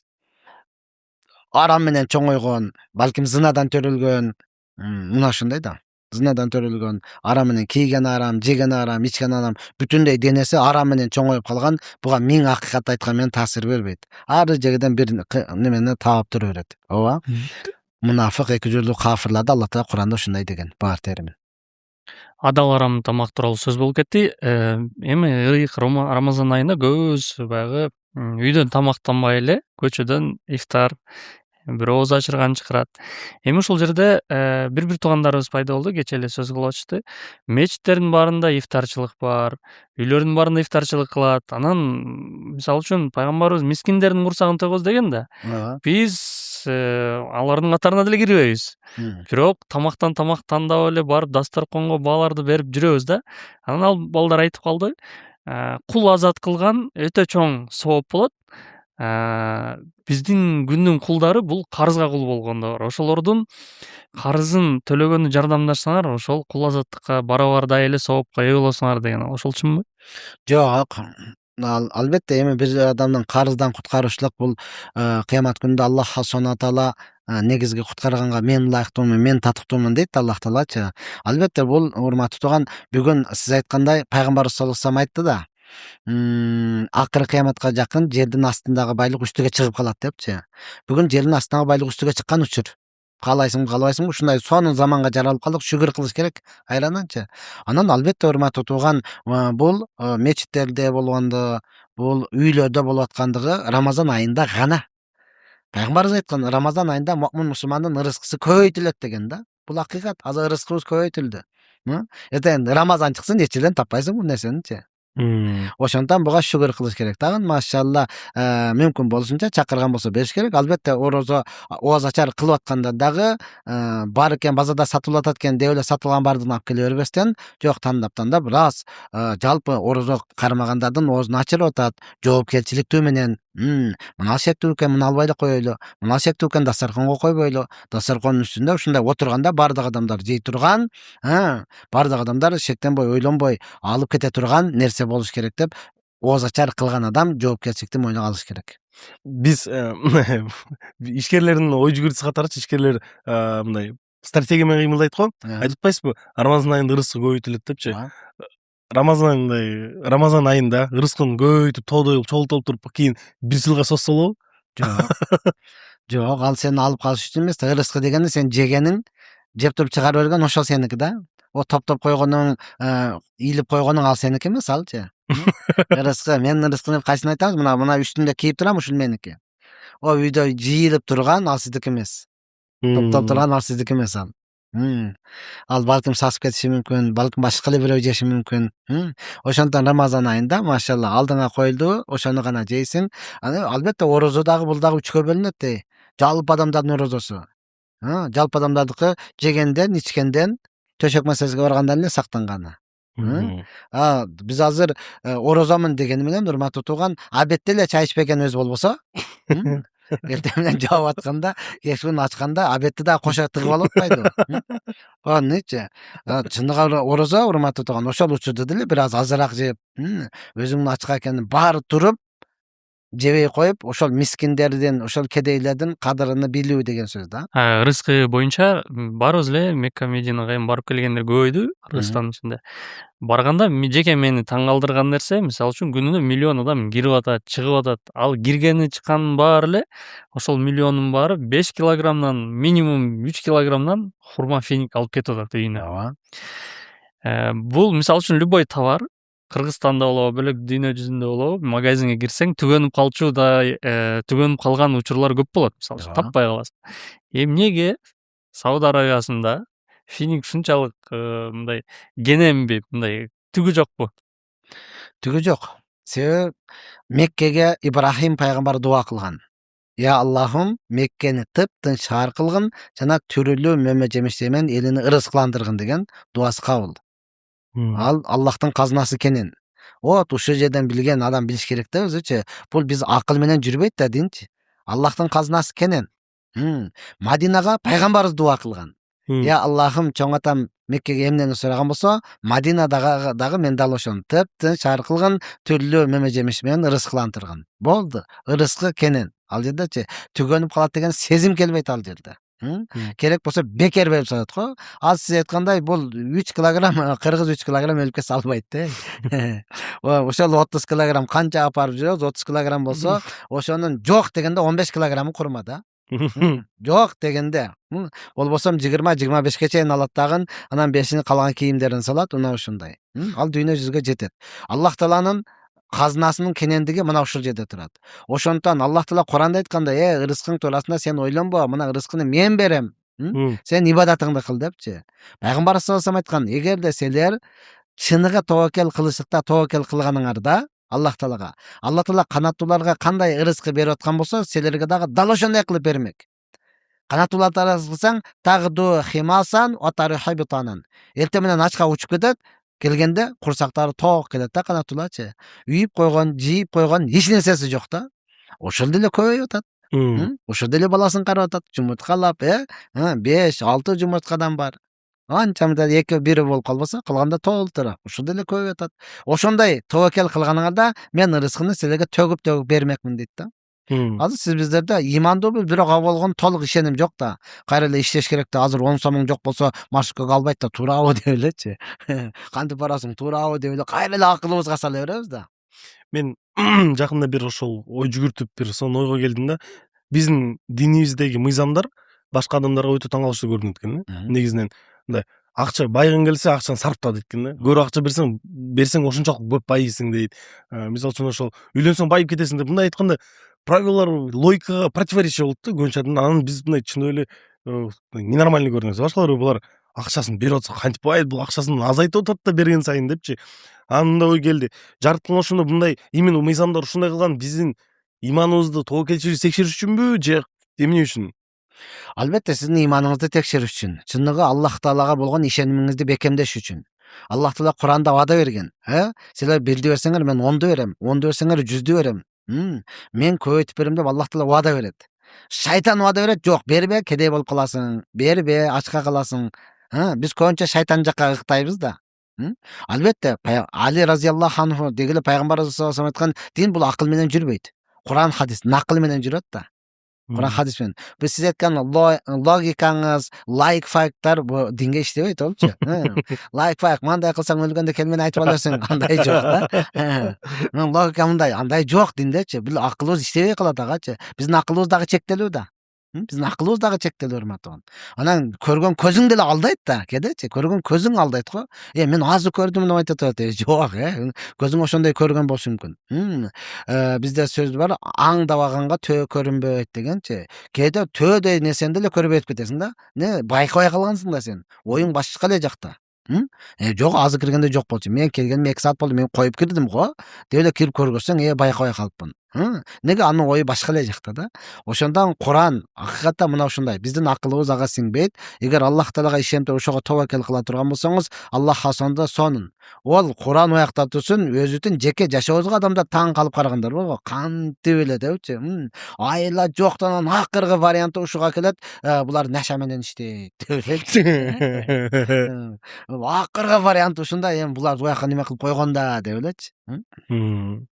Демек, биз ошо канчалык жараткан тобокелчилигибизди көрсөтүп, ошол ишенгенибизди көрсөтүп, ошо чындай кылсак болуп кетет. Сиздин жашооңузда мисалдар барбы? Толтура. Эң таасирдүү мисалды айтып бербейсизби? Мен өзүмө таасирдүү да, ал башкага айтып берет дегенде болушу мүмкүн. Ал мен өзүмө таасирдүү да. Аллах Таала Куран-ы Каримде айткан, эгер силер чыныгы тобокел кылышка тобокел кылып дегеле таква болсоңор, силер ойлобогон жактан Аллах Таала рызык берип коет. Сен ойлобогон жактан. Азыр ойлоп атасың, мына жерде иштеп жатам, мага мына жерде мынча айлык тийиш керек дегенчи, ойлобогон жактан бирөө келет, кысасы мынаны мен эмне кылышты билбей калдым, сизге тапшырдым, каяка иштесеңиз ошол жака иштетиң. Андай акчаны өмүрүңдө көргөн эмессиң да. Ал жашоодо толтурат алчы. Мисалы мен медресени 2010-жылы бүттүм. Бүткөндө эле Бактияр бүттү, медресем бүттү болуп калды. Аллах Таала мүмкүнчүлүк берди, Кыргызстанды ошондо бүтүндөй айланып чыктым да, Жети областычы. Агартуу иши менен, жеткириш мененчи. Ушунчалык. Иштеген ишим жок, бирок Кыргызстанды айланып жүрүм да. иштеген ишиң жок, жумушуң жок. Анан медресеге келсем, мен менен чогуу бүткөн балдар ойдонуп отурат. Эмне кылып отурасың азыр, жумуш жок, бир нормальный жумуш таап бербейсизби депчи. Анан точно жумуш кыласыңарбы десем, ооба деди. Айттым, тиги жерде 40 күндүк табачы келиптир. Ошого азыр музакара өтүш керек, баян өтүш керек. Тиги жерде 3 күндүктөр аялдар мастур атабыз. Кайсыга барасың? Жок, биз неме, баягы дүйнөлүк жумуш деп атабыз депчи. А муну жумуш деп калган эмес да. Ошону эле кыла турган болсоң, Аллах халсонда сен иштегенден дагы жакшыраак нерсени бере берет. Ошол учурда мен көп айтып жүрдүм, бекер иште, бекер жашайсың. Бекер иште, бекер жашайсың депчи. Сен бул жакта диндин ишин бүтүрүп бересиң, дүйнөлүк ишиңди Аллах Таала өзү бүтүрүп бере берет. Тааныбаган адамдарчы. Келип эле тып этип ташап эле болду. Иште кыла бериңиз мына деп коюпчу. Акыркы вариант, акырга чейин Аллах Таала сынайт да. Ал учурда машыкка 8 сом болчу. 10 сом бересиң, 2 сом кайтарат. Чөнтөгүндө 2 сом да. Келген сайын үйдө садачок суусундук бар го. Ошонун идиши бар экен, сала турганда эле эч нерсе жок. Квартирада жашайбыз. Ошого 2 сомдон салып кое берем. Де тама көл болот деп, ошол толуп калыптыр. Анан жумгалга чечилип калдым. Жумгалга 3 күнгө барып келесиз, эл топтолду депчи. Макул жөнөдүм, бирок акчам жок болуп атат да. Каяктан? Ушул көрүндү, ушуну жарыш керек. Жардым, ичип карасам 500 сом топтолуптур. 500 сом. Анан мага дагы өтө чоң сабак болду. Эми ошо 1 сомдук, жалаң 1 сомдук. Маршкага апарсаң, аларчы. 500 сомдо көтөрүп апа, 1 сомдук керекпи десем, керек деди. Канча бар деди, 500 десем, канча берем дейт. 500 эле бересиз да. Десем, сеники процент эмеспи дейт. Ал кандайча? Десем, көрсө ошол учурда адамдар ошого чейин процент жетиптир да. Сен 100 сом берсең, 1 сомдуктан ал 110 сом бериш керек экен да. 10 сом кошуп берет. Маршкага керек, ал мажбур алат экен да. Жок дедим, анысы керек жок. Мага 500 эле бер болду. Сүйүнүп боптум эле, мен алам деп эле бир эле адам алып койду. Ал жерде 4-күн больницада маршкалар токточу. Бирөө эле алып койду. Мен 500 сом көтөргөн бойдон кеттим. Барып 3 күндү өткөрүп келдим. Биякта сен ойлогондон дагы жакшыраак нерселер уже келип калган да. Мындай. Ким таштап кетти, бирөө билбейм, бактардамаларга берип кой деп үйгө таштап койгон. Карасаң, сага күнүмдүгүнгө керектүү 2 айга жете турган сумма ошол жерде турат. Ким экен ал белгисиз. Үйдөгү да сурабадым го, дамыл өзү билет деди го деп койгон, болду. Ал чындап эле сен кимсиң, каяктан келген, сенде эркекти биринчи жолу көрүп атам дебейт. Дамыл өзү билет деген, сизди билет деди го дейт. Билбейсиң, ошол мен ким экен белгисиз да. Акыркы учурларда тең укуктуулук маселеси көп көтөрүлөт. Анан эмне маселеси? Тең укук. Тең укук. Тең укуктук. Анан биз билебиз, ислам тең укуктуулуктун атасы. Бар жок, ислам карап койгон. Анан ушул жерде суроо бергим келет. Биз эркектер үчүн устаздарыбыз көбөйдү, биз онлайн сабактарды алып атабыз, офлайн деле алып атабыз, мечитке барып атабыз. Анан аялдар да илим алгысы келет экен да, биз менен тең кетиш үчүнчү. Кухняда мындай сүйлөшкөн тема болуш үчүн. Анан аалым устазалар пайда болду. Алардын онлайн сабактары да пайда болду. Эмне десе, силер эркектер алып атасыңар го. Биз деле алгыбыз келет, ошол спрос бар, анан биз чыгып сабак өтүп атабыз дейт. Буга көз карашыңыз кандай? Анан шарият кандай карайт? Мен көз карашым эч нерсеге өтпөйт. Негизги эле шариятка келебиз да, бизчи. Шарият бул тең укуктуу эмес. Шарият чын-чыныгы келгенде, урматтаган, аял затынын укугу жогору турат. Динди түшүнбөгөндөр, же болбосо дин душмандары гана аял затыны кайра кордош үчүн гана бул аял затыны күчтөгөн маселе да. Сен тең укуктуу болушуң керек. Жок, ага мыйзам жол бербейт дегилечи. Тең укуктуу болгонго шарияттын закону жол бербейт. Тең укуктуу болуш үчүн эркек аял төрөгөн болсо, эркек дагы төрөш керекпи? Эркек картошка көтөрүп, мешөктөрдү көтөрүп иштеген болсо, аял дагы иштеш керекпи? Анда эч качан болбойт да. Бул аял заты пайгамбар саллаллаху алейхи вассалам айтып койду. Бир адам келди, сурады, мен атамды урматтайынбы, энемди урматтайынбы? Атамды сыйлайынбы, энемди сыйлайынбы? Пайгамбар заты энеңди урматта, энеңди сыйла. Биринчи жооп. Экинчи ушул эле суроо, ушул эле жооп. Үчүнчү ушул эле жооп. Төртүнчү сураганда атаңды урматта, атаңды сыйла деди да. Эненин деңгээлине, аял затынын деңгээли атадан 3 эсе жогору койду. Бардыгыбыз билебиз. Намаз окугандагы, окубагандагы, беш каякта десе бардыгы эмне дейт? Эненин таман астында дейт. Бардыгы дейт, беш каякта эненин таман астында. Бир дагы хадис жок. Керек болсо кыргызча бир макал дагы жок да. Беш атаңдын чокусунда деген жок да. Беш атаң башыда, атаң деген жок да булчу. Хадисте же кыргызча китепте деле жазылып коюлган эмес да. Мындан өткөн укук барбы? Мындан өткөн деңгээл барбы? Аллах Subhanahu Taala пайгамбарды жөнөтүп аял заттын даражасын ушундай көтөрдү го. Базар сиз айткандай баардык умрага барып келип атат, тарых жерди көрүп атат, ошол жерде аял затын как буюм катарында колдончу го, адам катарында эмес, буюм катарында керек болгон учурда гана пайдаланат, калаган учурда жок. Шарият келди, аял заттын даражасын ушунчалык жогору койду. Аял зат үйдөгү королева, үйдөгү ханыша. Албетте сиз айткандай илимди сөзсүз эле азыр онлайн анан башка бар, мен дагы барып алышым керек. Өнтө өзүңдү кордоп не кыласың, Давай, эркек десен ал дагы мага келип үйрөт десин. Эркек ошоктон келсин, үйгө аял үйрөтсүн, сонун, өтө сонун. Мен азыр умрага баргандарды айтып атам, сен махрам болуп бардың. Махрам деген сөз самолеттин алдыда отуруптур деген эле эмес. Баргандан кийин ошону жетелеп алып таваф кыл. Бизде жетип эле гасынсалай бөлүнгөндөн кийин бүттү да. Тырык барасыңбы же жок кете бер. Болду, мен аялдар менен кеттим, өзүнчө кетип калды. Каяка кетти белгисиз. Ошону жетелеп бар, таваф кыл. Бүткөндөн кийин эркек дуа кылсын. Илахи амин. Сыртынан дуа кылсын, аял амин деп турсун ошонучу. Ошондо не керек сурап ал. Аллахым аялым мага баш ийип калсын, тили кыскарып калсын, экинчи сөз кайтарбасын де. Ол амин деп турсун. Ол амин деген мен буякта сразу ойлонот, азыр мага да очерет келет депчи. Бүттүңбү? Бүттүм. Эми аял дуа кылсын, эркек амин деп турсун. Аллахым ушу зөкүр ичпей калсын, чекпей калсын, мен дагы тазараак жерде жатайын, мусорканын жанында жатпайм, жыяман сасыйт ушул. Алла өзүң көрүп турасың, ушу таштасын, керектүү дуасын ошондо кылып алсын. Мына Алла Таала чоң мүмкүнчүлүк берип атат, ошондой кылбай атабыз да. Алла жеңилдик берсин. Ошол эле кезде Назир Айтбекова эжекебиз кече жакында эле чыгып айтып кетти. Мен көбүнчө аялдардын укугун коргоп, ушинтип постторду жазып чыгып жүрчүмүн дейт. Мен мындай турмуш куруп кеткенден кийин ушул нерсени байкадым. Көрсө акыркы учурларда эркектер коргоого муктаж болуп калыптыр, аялдар басынтып кетиптир депчи. Ошол кандай сиздин көз карашыңызда чындап эле ошондой болуп атабы? Жок, эки тараптуу караш керек. Бир тараптуу эле эмес. Ооба. Баягы тең укуктуу болобуз деп туруп кээ бир жерде бардык эле жерде эмес. Мен ойлойм, эркектин өзүнүн алсыздыгы, эркектин өзүнүн назиктиги, эркектин өзүнүн баягы VIP жашоодон чыга албай комфорт жашоого кирип кеткендиги да. Эркек эркектей эле боло турган болсо, аял заты аялдай эле болуп берет. Азыр канча менен сүйлөсөк, мындай карап туруп, ушуга турмушка чык десең, жок, бул мени башкара албайт деп, тышкы көрүнүштөн эле уже айтып атат да. Мени башкарган мага эркек болуш керек деп аял заты ошону талап кылып атат да. Бирок эркек ошондой болбойт да. Эркек назик болуп эле, таарынып эле, капа болуп элечи. Албетте бул эркектер чынында эле кор болуп атат. Аял бир эки айтат, көнбөгөндөн кийин не кылып атат? Акыры бир адам үй бүлөнү тартыш керек да. Аргасыздан ошол нерсеге барып атат. Ошондон 5 кол барабар эмес дегендей эле, кээ бир жерде чынында эле урматтаган эркек кор болуп атканын көрүп атабыз. Кээ бир жерде аял кор болуп атканын көрүп атабыз. Мунун жалпысына мен өзүмдүн оюм менен айтам эле, бул динсиздик.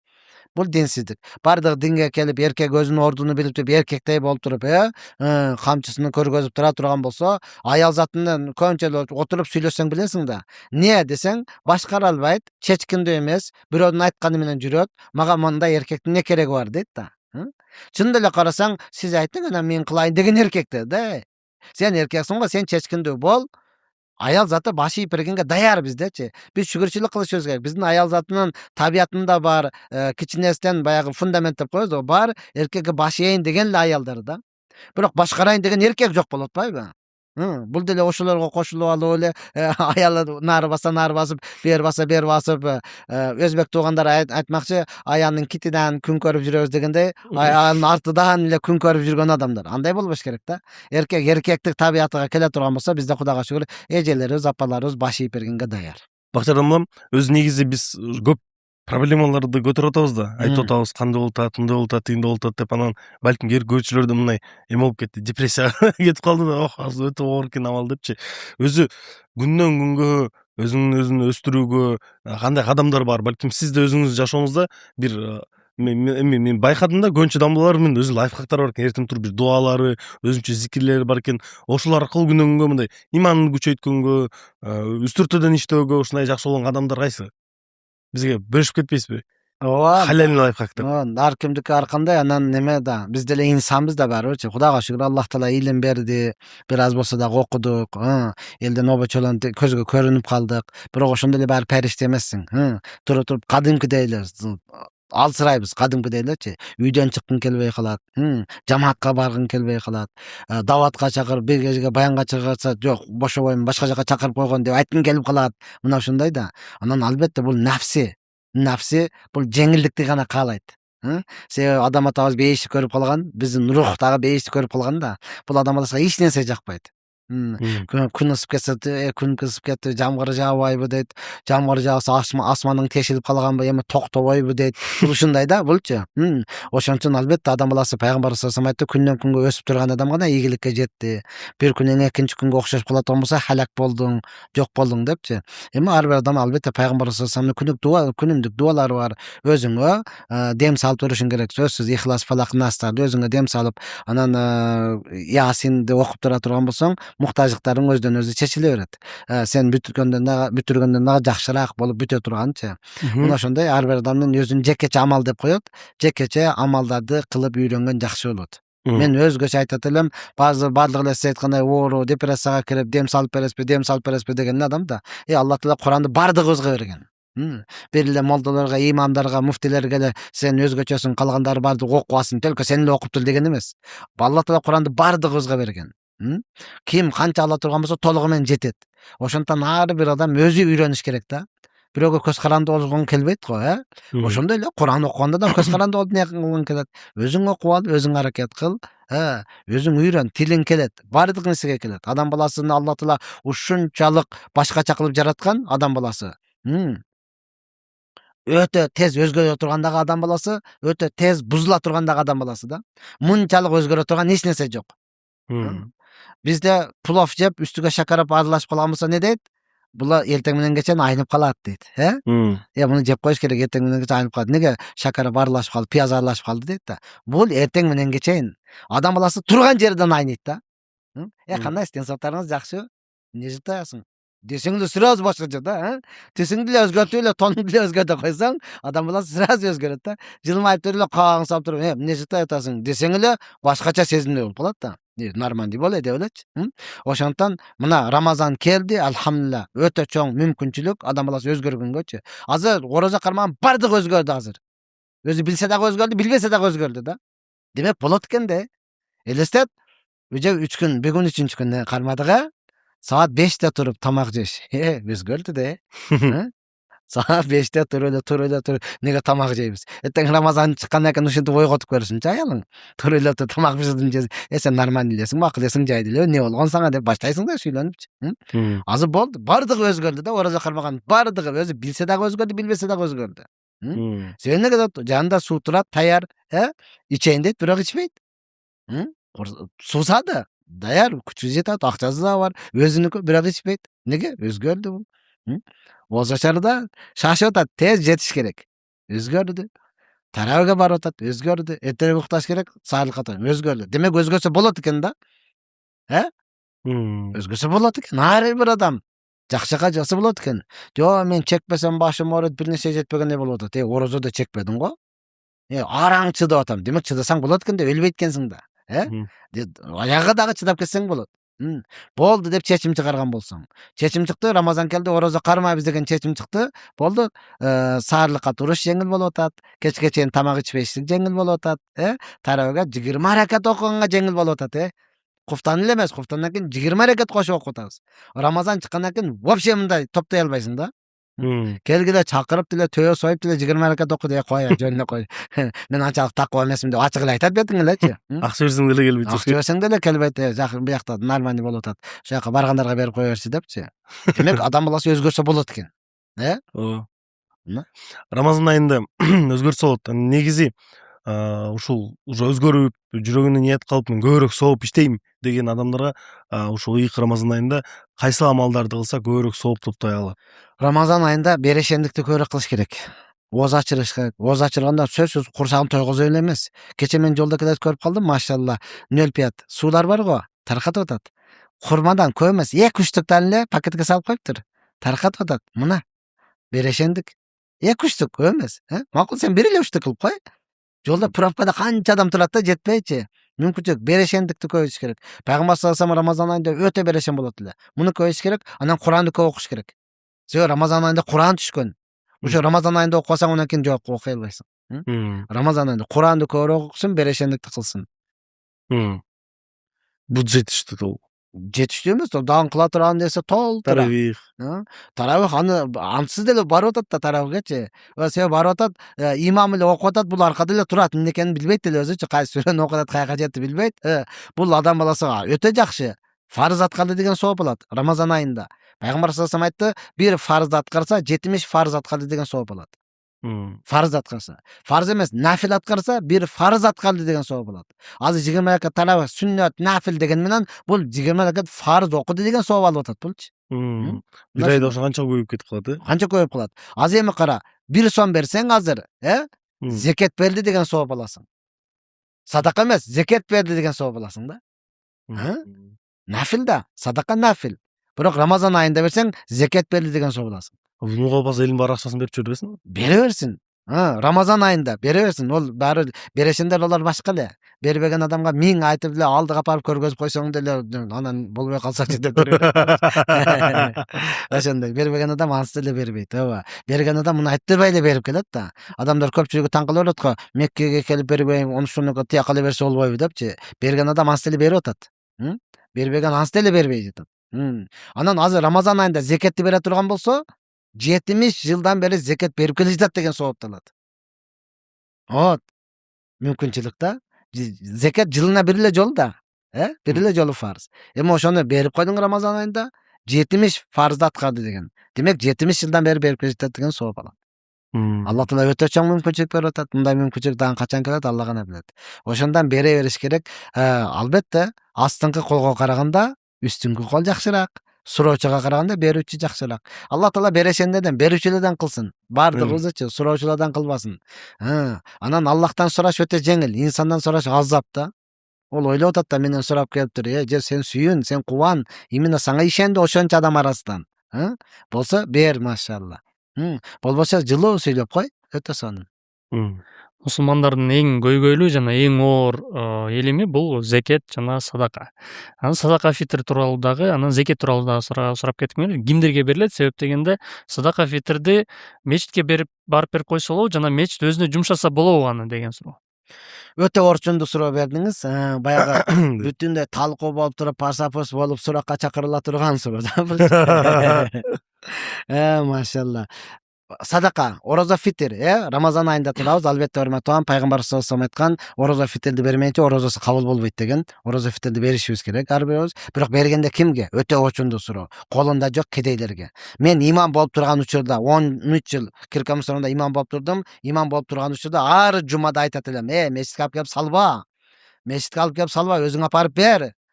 Мен ансыз эле жумушум көп. Мечитке азыр салдың, биринчи нерсе, мечитке алып келип салдыңбы, бул айыттан кийин ачылат. Орозо фитрди кедейдин акысы айыт намаз окуганга чейин бериш керек. Маселе кайда турат? Муну мен айытка чейин ача албайм. Айыт намаз күнү окуп бүтүп айыттан кийин ачам. Демек сенин орозо фитр бергендигиң өзүнүн ордуна жетпей калды. Мынаны туура түшүнүңүз. Баары акыйкатты бирөө айтыш керек да. Орозо фитр бул мечиттин акысы эмес. Бул кедейдин акысы. Ону мен бул ашыкты ачкандан кийин, 60% мечитке кылат, 40% муфтият алып кетет.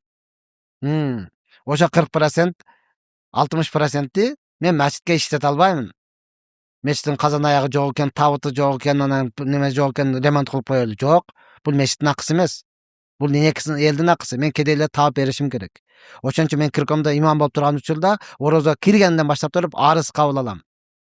Ал жерде машалла колунда жок оорукчандар, жалгыз бой аялдар келет, арызды мага жардам бериңиз. Болду. Ошодон бүтүндөй кабыл алам. Бүтүп кетиши менен ар бирге чалып чыгам да.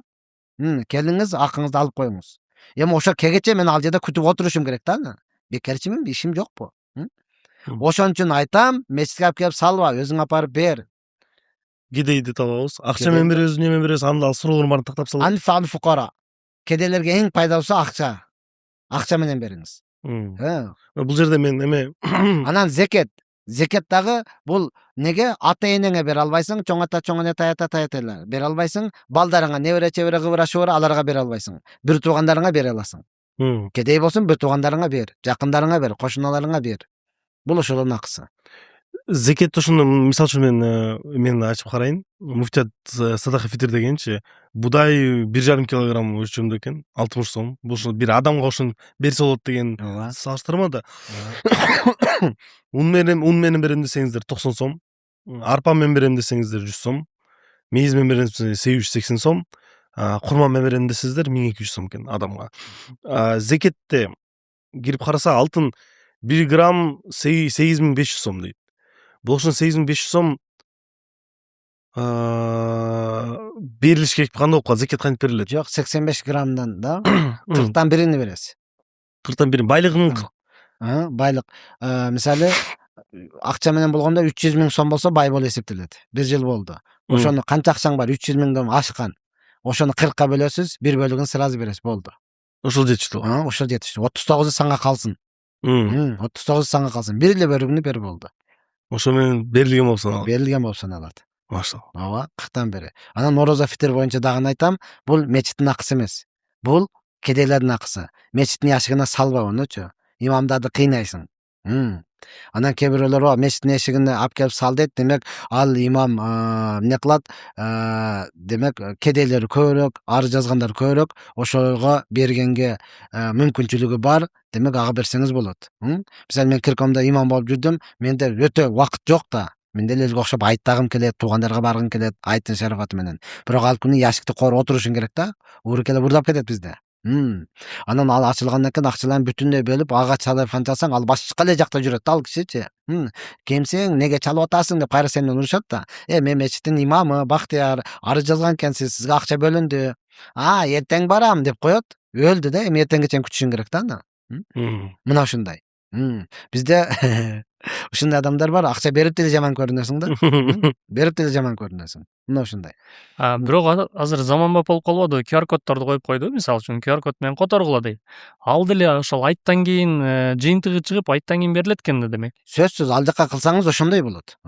Ошон үчүн айтып атам, ооба, ал жерде иштегендер дагы эми кандайдыр бир негеде ошондой сурап аткан болушу мүмкүн. Кантсе дагы акыйкат барыбыр айтылыш керек, эртеби кечпи, урматтуу тууган, сиз өзүңүз аны кедейдин колуга бериңиз, жүрөгүңүз тынч болот. Азыр QR код менен коюп, анан яшыкка салганыңыз менен не кылат? Алар айттан кийин ачылып, айттан кийин сиз айткандай тастыкталып, айттан кийин анан берилет да алар. Өзү бул жерде эмеден чыктыр, мал жандыктардын зекети деген бул эмне? Мал жандык 40 коюңуз болсо, 1 кой беришиңиз керек. 40 койдон 1 кой берилет, зекет фарз болот. 60 болсо да 1, 70, 80, 90, 120га чейин. 121 болгондо 2 кой бере баштайсыз. 120, 300, 400ге да 400 болгондон кийин ар бир жүзүгө бирден кетет. Койдук оңой. Уйдан. Уй 30 уй болгондо бирөөсүн бересиз. Мал жандыктан деген мына ошондой. Жылкыдан берилинбейт. Кой менен уйдан bizde. Ечки ошо койго кошулат. Топоздор уйга кошулат. Төөлөрүбүз жок, төөлөрү бар болсо 5 төө болгондо 1 кой берилет. Чечип алды, так, түшүнүктүү. Ооба. Уже баарын санап баштадыңар да, мен азыр башында санап баштадым, так, бул жака тигин тигил жака манча болот экен. Эң негизгиси зекеттин парз болгон учуру, мисалы үчүн 1 жыл айланыш керек дейт го. Ооба. Анан азыркы учурда көпчүлүгү 1 жылга жетпей карызга берип берет, анан кийин карыздагы акча эсептелеби, же болбосо сен бирөөгө карай, эми оборотто бар да, бирөөгө карыз болосуң, эми соода саттыкта. Ошолор тууралуу айтсаң. Сиз мисалы бирөөгө берип бердиңиз карызга, анын бере турган толук үмүтү бар, акчаңыз 300 миңден ашуун, демек зекетти бересиз. Жок, сиз бирөөгө карызсыз, оборотто да, оборот алып атасыз, карыздарыңызды бүтүндөй төлөгөндөн кийин сизде канча калат? Сизде канча калат, 10 миң, 1 миллионуңуз бар эле, карызга 200 миңин алып берип карыздан кутулганда сизде 400 миң сом акчаңыз калды. Ошо 400 миңди 40ка бөлөсүз, анан 1 бөлүгүн берип коесуз, болду. Калганын оборот кыла бересиз. 1 миллиондон бербейсиз. Бүтүндөй карызы мына деп чыгарасыз дагы, калганын бересиз. Оңой, өтө жеңил, берген адамга, берип үйрөнгөн адамга. Рахат. Берип жүрсөк, жакшы ниеттер болуп калды. Жараткан барыбызга насип этсин. Ушинтип беришендерден болуп, көбүрөөк акча берип, анан негизи курмандык кылууда көп сооп да Рамазан айында. Албетте. Рамазан айында жок, курмандык кылуу деген сөз Курбан айтта.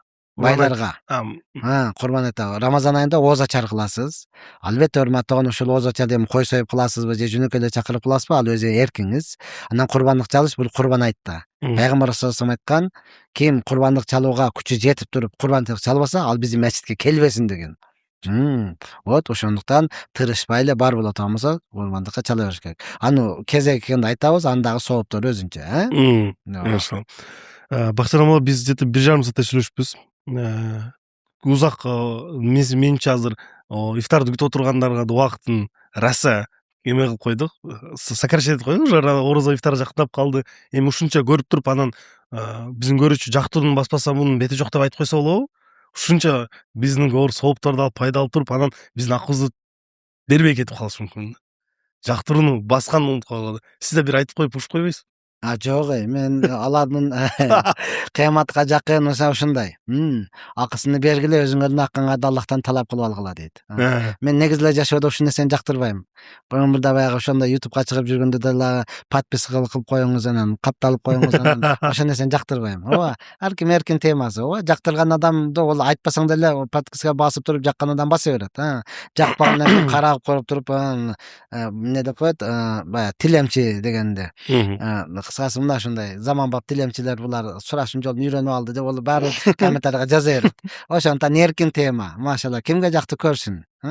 Жакты ол билгениңизди кылың. Кааласаңыз подписка басың, кааласаңыз дизлайк деп коебу. Кааласаңыз мындай басың, кааласаңыз мындай басың. Ол сиздин эркиңиз. Жакса, машалла, өзүңүз. Баспай койсоңуз деле биз капа болбойбуз. Макул. Биздики машалла ошол билген нерсебизди айттык, албетте. Кимге жаккан болсо, пайдалуу болсо алсын, пайдасы жок боло турган болсо унчукпай чыгып кетип кала берсин. Ооба, биз аны мажбурлап көргөзбөйбүз дагы. Адамдарга таң каласың, эмнеге чыктың? Жакпаса көрбөй эле кой. Чечинип алып тур, антип алып тур, мынтип алып тур. Жакпаса эмнеге көрөсүң дейм да. Адамдар өзүн өзү кыйнаган заманда бүгүнчү. Ким менен урушуп атат билбейт. Камерада жыйк адам урушуп атат да. Нормальный бол, оозуңа карап сүйлө дейсиң. Келсең анан көргөзөм сага деди. Чыкчы бияка деп. Каяка чыгат, кайттен жолугат. Жөн эле урушуп атат да. Ошондон көрө ибадат кыл, зикир айт, машалла. Ошончо болбой аткан болсо дуа кылып кой, машалла. Аллах субхана таала жалпыңыздарга ийгилик берсин. Чын деле мен өзүм табиятым ушундай. Ол катталабы, катталбай, басабы, баспайбы өздөрүнүн эрки. Бирок YouTube канал биздики болгондуктан катталгыла. Жактырууну баскыла, бул акы берип көбүрөөк адамдарга сооп жеткизгенге эмедей эле да. Адам эгер жакшы нерсени мындай көбүрөөк распространять эткенге салым кошсо, бул сооп алат да алда турабы. Рамазан айында 70 көбөйүп аткан болсо, демек бул жактыруу басып, таанышыңыздар жөнөткөн бул да сооп. Ошондуктан тааныштарга жөнөтүп, ошо бөлүшүп, комментарий жазып кеткенди унутпагыла. Анан статистика боюнча кайрылсак, биздин 100% көрүүчүлөрдүн 80% катталбай көрөт экен да.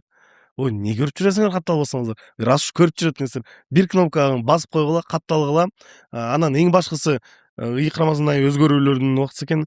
Бактыярдан бул айтып айткандай, биз бул айда өзгөрбөсөк, башка качан өзгөрөбүз? Азыр өзгөрүп, намазга туруп, закетибизди берип, берешен болгондо үйрөнүп, жараткан баарыбызга ошону насип этсин. Бактыярдан биз дамала келгенде андан дуа алабыз да.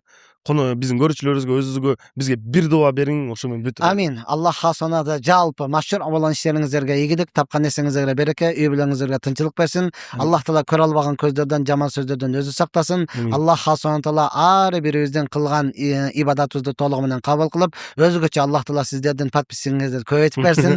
Аллах субхана таала элге жалынтырбай, элге көз каранды болбостон, Аллах кадыр зат, Аллах таала ар биринин жүрөктөрүнө салып, эгерде албетте ошо сүйлөгөндөрүбүз жалпы элге пайдалуу боло турган болсо, пайгамбар саллаллаху алейхи вассалам айткан, өзүңө каалаган жакшылыкты башка бир мусулманга кааламайынча толук ыймандуу боло албайсыңар деген. Ошондуктан жалпы толук ыймандуу болуп, ушул бири-бирибизге Рамазан айында ибадат кылып, орозолорубузду толугу менен кабыл кылып, эгер татыктуу болсок, Алла таала ар бирибиздин жаныбызды Рамазан айында алышын насип кылсын. Аллаху акбар. Баракелде. Кыйраттыкпы? Айра, Алла разы болсун, келип убактыңызды бөлүп кеткениңизге. Ооба, сиздей адамдар менен отурушубуз өзү ибадат го. Ай, Машалла, Меккеде отурдук, машалла. Сиздер ошо Меккеде отурганыңызды көрбөй калдыңар да. Ооба, Меккеде отуруп, ошонун сүрөттөрүнө кошо коюп коюш керек да. Коюп бир вайбтан көрсө да. Өзгөчө Макка жеп өткөн, жүгөрү жеп өткөн. Кийинки чыгарылышта көрүшкөнчө.